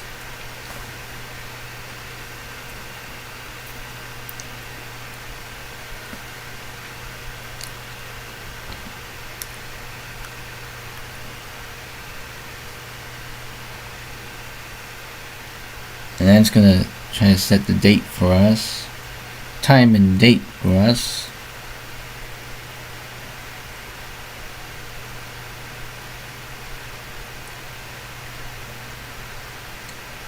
There we go, the final phase is set up. There we go, date and time properties. So yeah, everything looks correct. Everything looks correct from here. So yep, the date's correct, the time's correct, the time zone's correct because I live in that area. Continue. Windows is now setting up the control panel. That's updating the start menu shortcuts. Man, I'm hearing that floppy disk seeking away. And there we go, updating system settings with that little drum animation in there.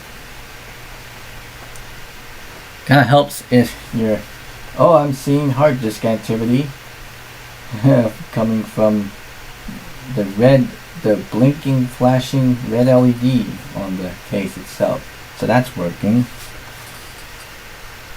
But yeah, if that drum animation stops and the bar does not, and the progress indicator does not move, then that means it's probably frozen. That's a good little indicators. Obviously the drum icon, drum icon animation there was eventually reused as a cursor animation, an animated cursor.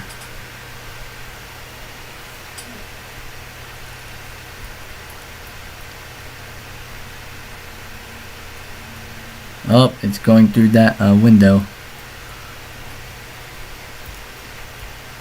Yeah, it's still setting up those things.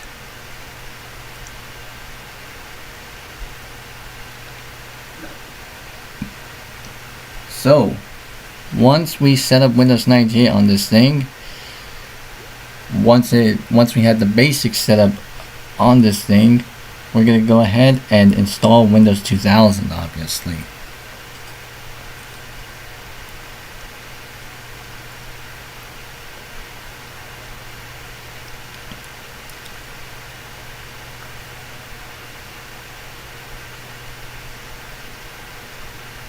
And I think while I'm at it, I'll go ahead and insert, well, as soon as it reboots, I'll go ahead and insert the Windows 2000 installation CD. I shouldn't close the jewel case yet. Setup needs to restart your computer to continue. Your computer will automatically restart in 15 seconds or when you click restart now. I'm just going to let it count down here.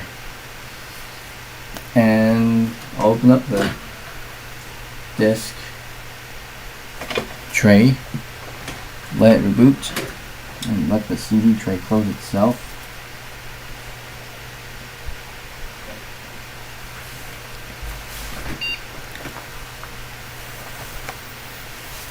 I'll let that go. We need to boot into Windows 98. There we go. Sorry for the Please wait while setup updates your configuration files. There we go. Type a name to identify yourself to Windows. Enter a password you want to. Tip: if you don't enter a password, you won't get this prompt again at startup. We'll just hit OK there. It's all detective monitor for us. Plug and play monitor. So it's detected for us. Now we'll go into updating system settings yet again. And we don't have any sound drivers, so yeah.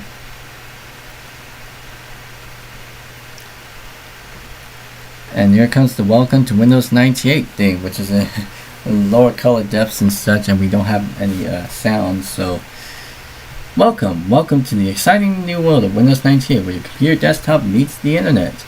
And then we got all these other things here. Do not show this every time Windows 98 starts. And because I had the Windows 2000 disk in the drive, we have this.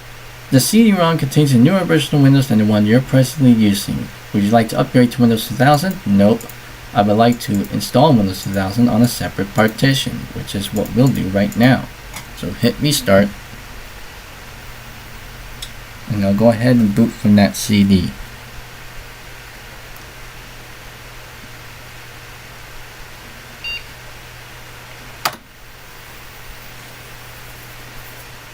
Now we're going to be installing Windows 2000.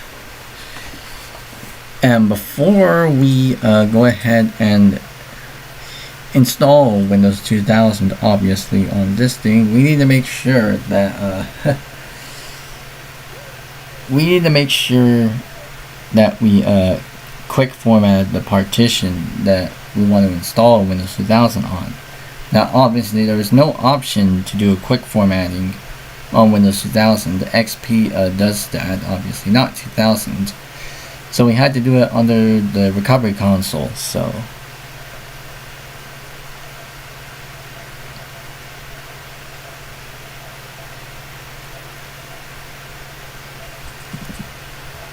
while that's doing that, in the meantime, I'll go ahead and find a reference video.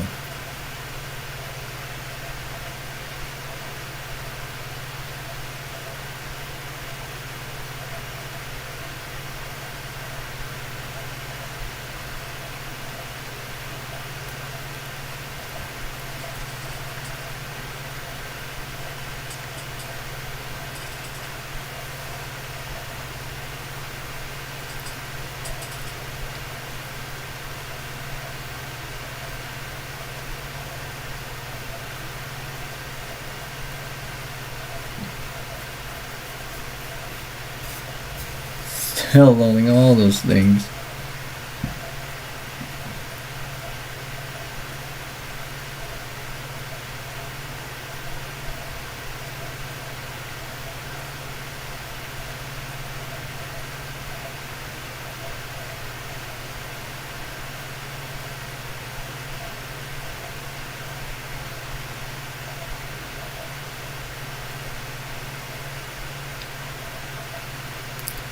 55 views, 3 concurrent viewers at the moment.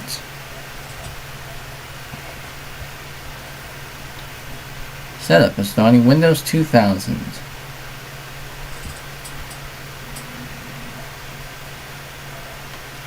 Alright, here we go. Welcome to setup. This portion of the setup program prepares Microsoft Windows 2000 to run on your computer. Well, we're not going to set up Windows 2000 yet. We need to set up the partition so that we can install Windows 2000 on. So, to repair a Windows 2000 installation, press R. To repair a Windows 2000 installation by using the recovery console, press C. And so here we are in the Microsoft Windows 2000 recovery console. The recovery console provides system repair and recovery functionality. Type exit to quit the recovery console and restart the computer. First things first, we're going to use this part. Take a look at our partitions. There we go. We got Windows 98 on there, and we got the Windows 2000 partition that we're going to set up. Once again, we are within the 128 gigabyte, whatever, partitioning limit. So we only got these two partitions here. So D is NTFS Windows 2000. So I will not delete that partition. So let's go ahead and hit escape on that. And we will do this. Format D:/S/FS:/NTFS.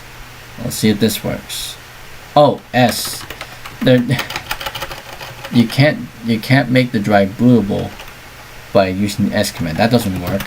So just hit Q and /Q/FS:/NTFS.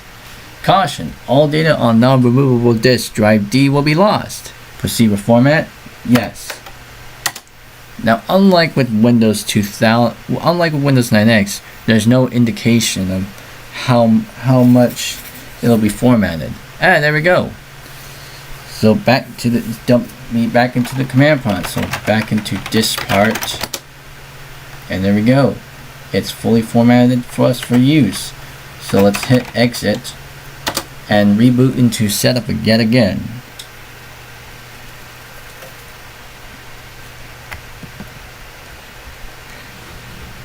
And we will be installing Windows XP on here eventually.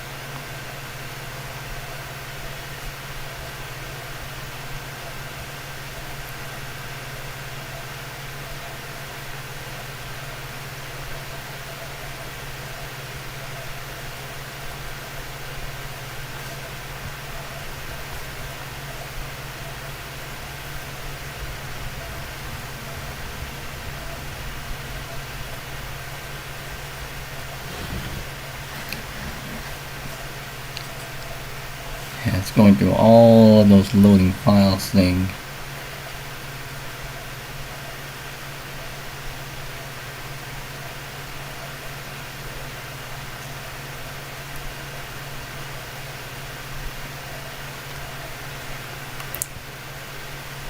Four hours and 13 minutes.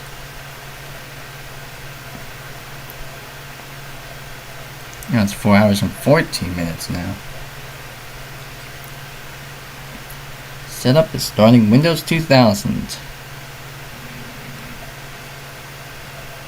Alright, here we go. Welcome to Setup. This portion of the Setup program prepares Microsoft Windows 2000 to run on your computer. To set up Windows 2000 now, press Enter. Do that. And there's our end user license agreement that we totally read there. So we could scroll all the way down to the bottom, and EULA ID is W2KSP4. So this is Windows 2000 Professional with Service Pack 4 slipstream into it. So hit F8. Let's see all of our partitions. Knock the tripod a little bit. But there we go. So we got all of our partitions on here. So we'll put it in this one. We'll leave the current file system intact, no changes, because we formatted it. We've already formatted it, obviously. Please wait while Setup examines your disks. This may take several minutes depending on the size of your disks. And it's creating the list of files to be copied. And now it's copying files now. Please wait while Setup copies files to the Windows 2000 installation folders. This may take several minutes to complete. So right now, copying driver.cab. I think that cabinet thing contains all the drivers that a specific version of Windows includes, out of the box. So like the Microsoft set of drivers. And yeah, it's going on to installing all the other drivers that it needs to. Got my bottle of waters here.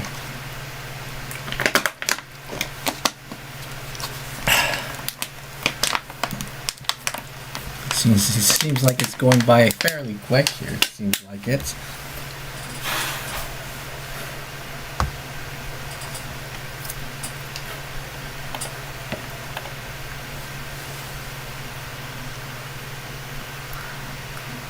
These 7 views now, 4 concurrent viewers.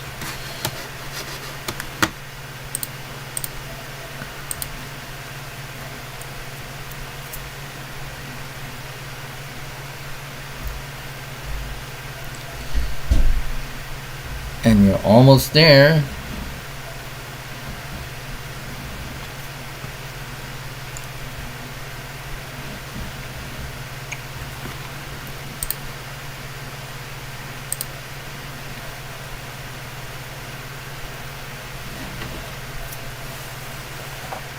Please wait while Setup initializes your Windows 2000 configuration.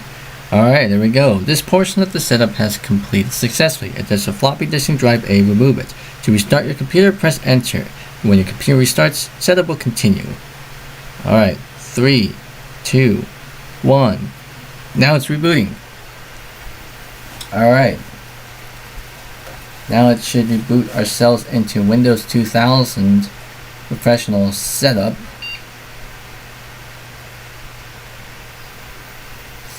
Yeah, pressing the key to boot from CD. And there's the Windows 2000 boot menu. And the starting Windows stuff.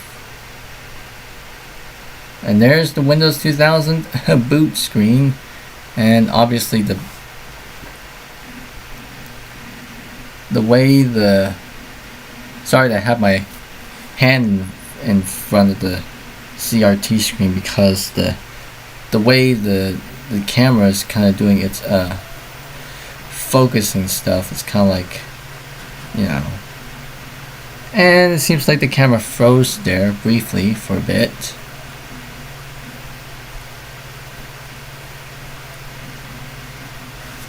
I mean, this is just pretty much just a basic camera. There we go. Welcome to the Windows 2000 Setup Wizard. This wizard installs Windows 2000 Professional on your computer. It needs to gather information about you and your computer to set up Windows 2000 properly. And there we go. We really don't need to do anything here on that screen. So it pretty much just times out there, and now it's going to this. Installing devices. Setup is detecting and installing devices on your computer. Please wait while Setup detects and installs devices such as your keyboard and mouse. This will take several minutes. During this time, your screen may flicker for a few seconds.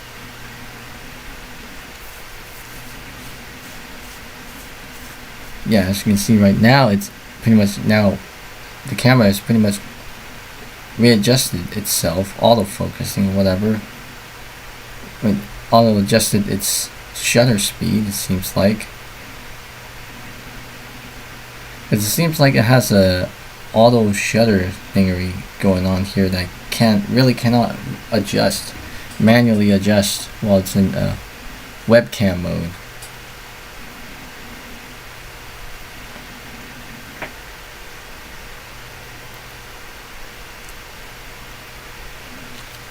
So yeah, this part is gonna take a little while. And I'm hearing the floppy drive doing its thing.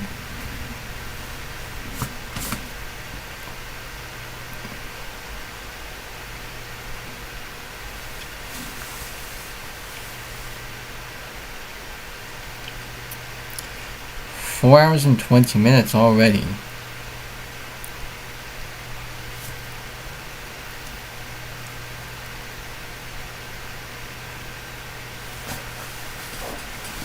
$58 views and 5 concurrent viewers. Okay, who's watching this live stream anyway? Only me. By the way, if you somehow happen to come by on this live stream, whether you're watching this, as a live replay or not, this is just me casually tinkering around with my retrocomputing collection, especially my custom build, because I've recently done a hard drive swap to it.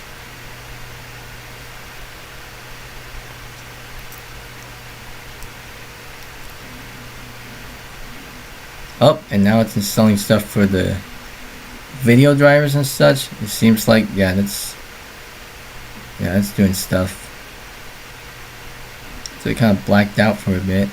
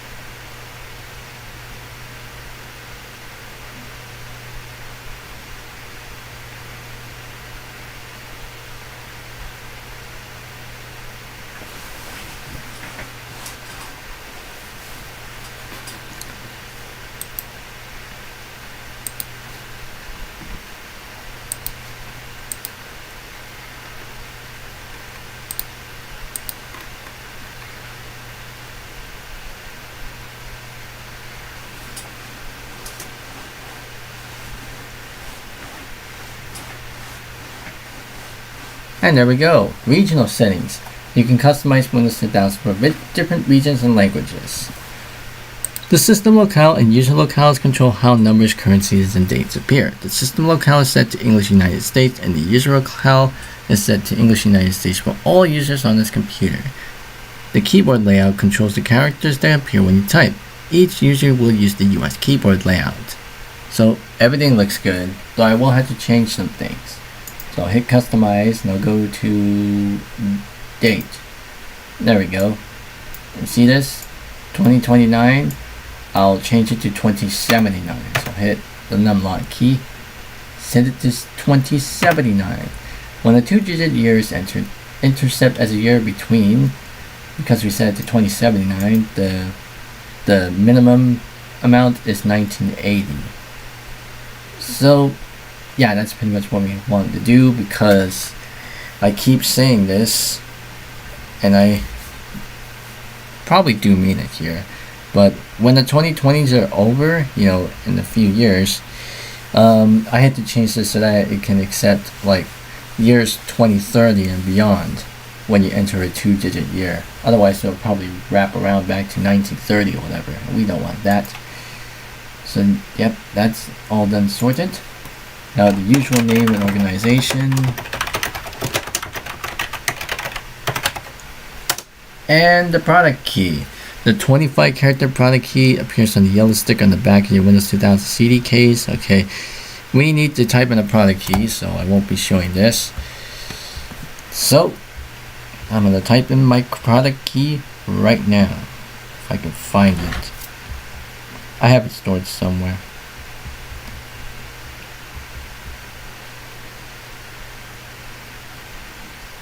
There it is. Right.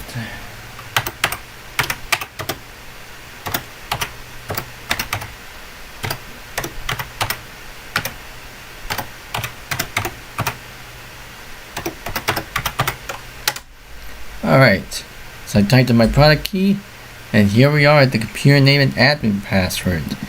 Setup has suggested a name for your computer. If your computer is on the network, your network admin can tell you what name to use. So that's the default computer name it has. It's selected the first part of the organization that we set, and then the random set of numbers after the dashes, which in this case is what we're reading here is 90, 96, 97. And then we got a spot for this part, the admin password stuff. Setup creates a user account called administrator. You use this account when you need full access to your computer. So we could type in an administrator password in here if we wanted to, but I don't think so. Not for this one anyway, because I mean, not for this computer anyway, because it's not being used in a business environment, even though Windows 2000 is obviously meant for businesses, obviously, but since this is on a home machine, we're not going to use it, set it. So hit next. Date and time settings. Now before we go on here, I got a message from my brother.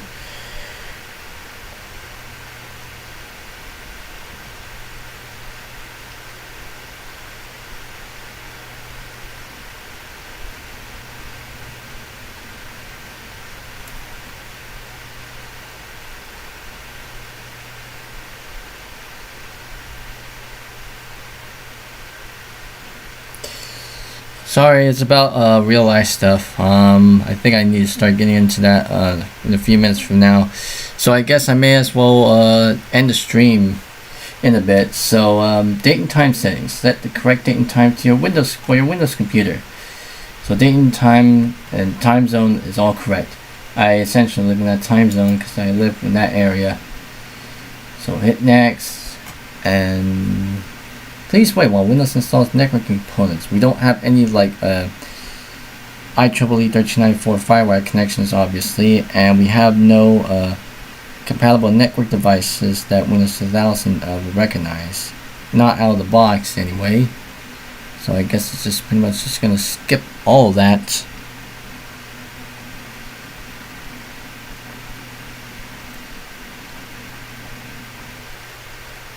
Alright, yep.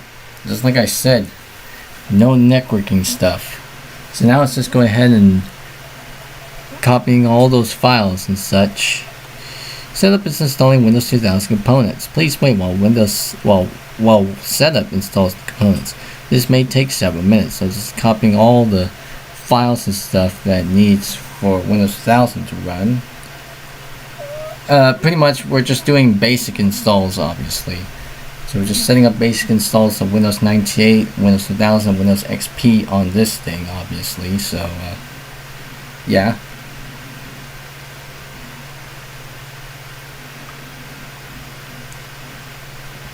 Now it's installing the COM Plus stuff, and it's configuring COM Plus. And I'm about 2 minutes in, so I think I might as well probably do a little BRB session or whatever. I might not end the stream because I may come back here, but it's already getting late, so it's already almost 11 o'clock from where I'm at.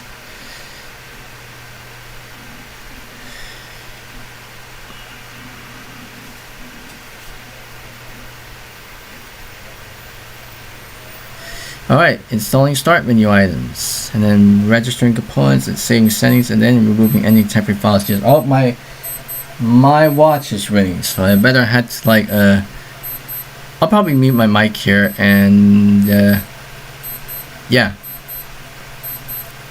I think once once this is pretty much done, I'll go ahead and go away here.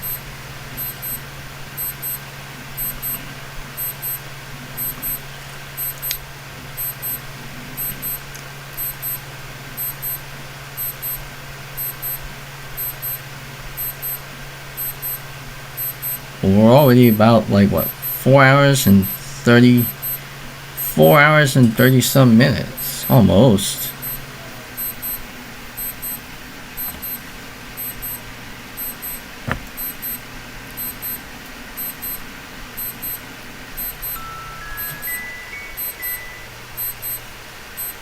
Yep, it's already 11 o'clock and it's 4 hours and 30 minutes. So I should probably start heading into my real life stuff in a bit. But let's see, I'm still waiting on this first. Oh, and by the way, I don't think I have shown this, and it's come back onto my mind recently, but if you hit Shift F10 during this part of setup, you get a command prompt to be displayed. This is obviously useful if you want to install like what, additional drivers and stuff from the last partitions of setup. Now a novice user or a normal Windows user would never touch this, but it's most likely there for like power users and stuff to kind of like do some more assistance and troubleshooting and whatnot. But we're almost there in saving settings. 59 views. It's almost up to 60 views.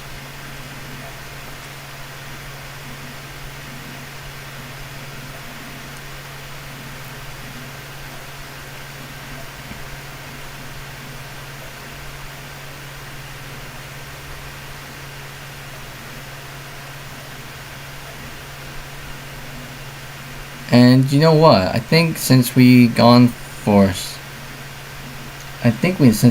on this for so long, I think, yep, there we go. It already went to that. So completing the Windows 2000 setup wizard. You have successfully completed Windows 2000 setup. If there's a CD in your drive, remove it. Then to restart your computer, click finish. So we will do that. I'm going to take the disk out, and then I'll go ahead and put the disk in there. Close the drive, hit finish,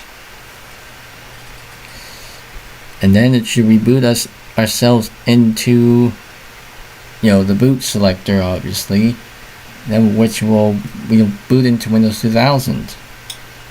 We'll pretty much set that up, and they're all basic installs, obviously. So yeah, there we go.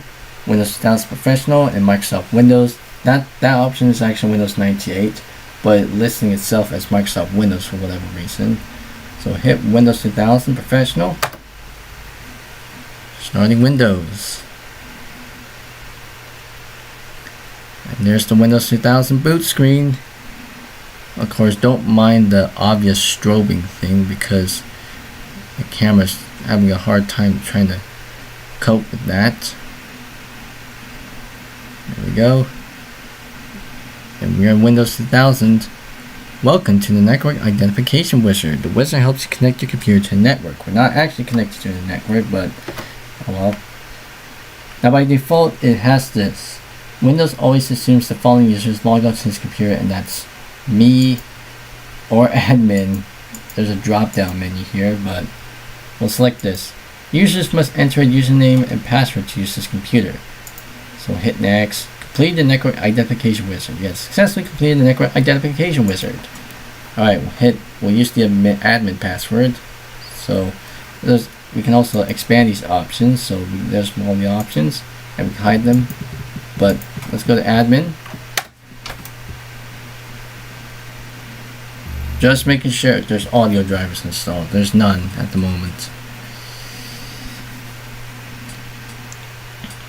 And there we go, Windows 2000 Professional. Don't show this. Click on the Start button, and yeah, that's a pretty basic install, obviously. I think I think with that being said, I think this is where I'm actually gonna cut off the stream, obviously, because, well, I got some real life stuff to do, and it's actually getting late. It's actually 11:04 p.m. from where I'm at, so I guess we'll most likely continue this either tomorrow or Friday, so it depends on how I feel, obviously, because I still got, well, I got a personal meeting with my brother, obviously, on real life stuff, so yeah. So I guess to any one of you that's watching this live stream, thank you all so much for watching until the very end, if you're that type of person. But anyways, yeah, I guess that about wraps up for this live stream, whether you're watching this or not. But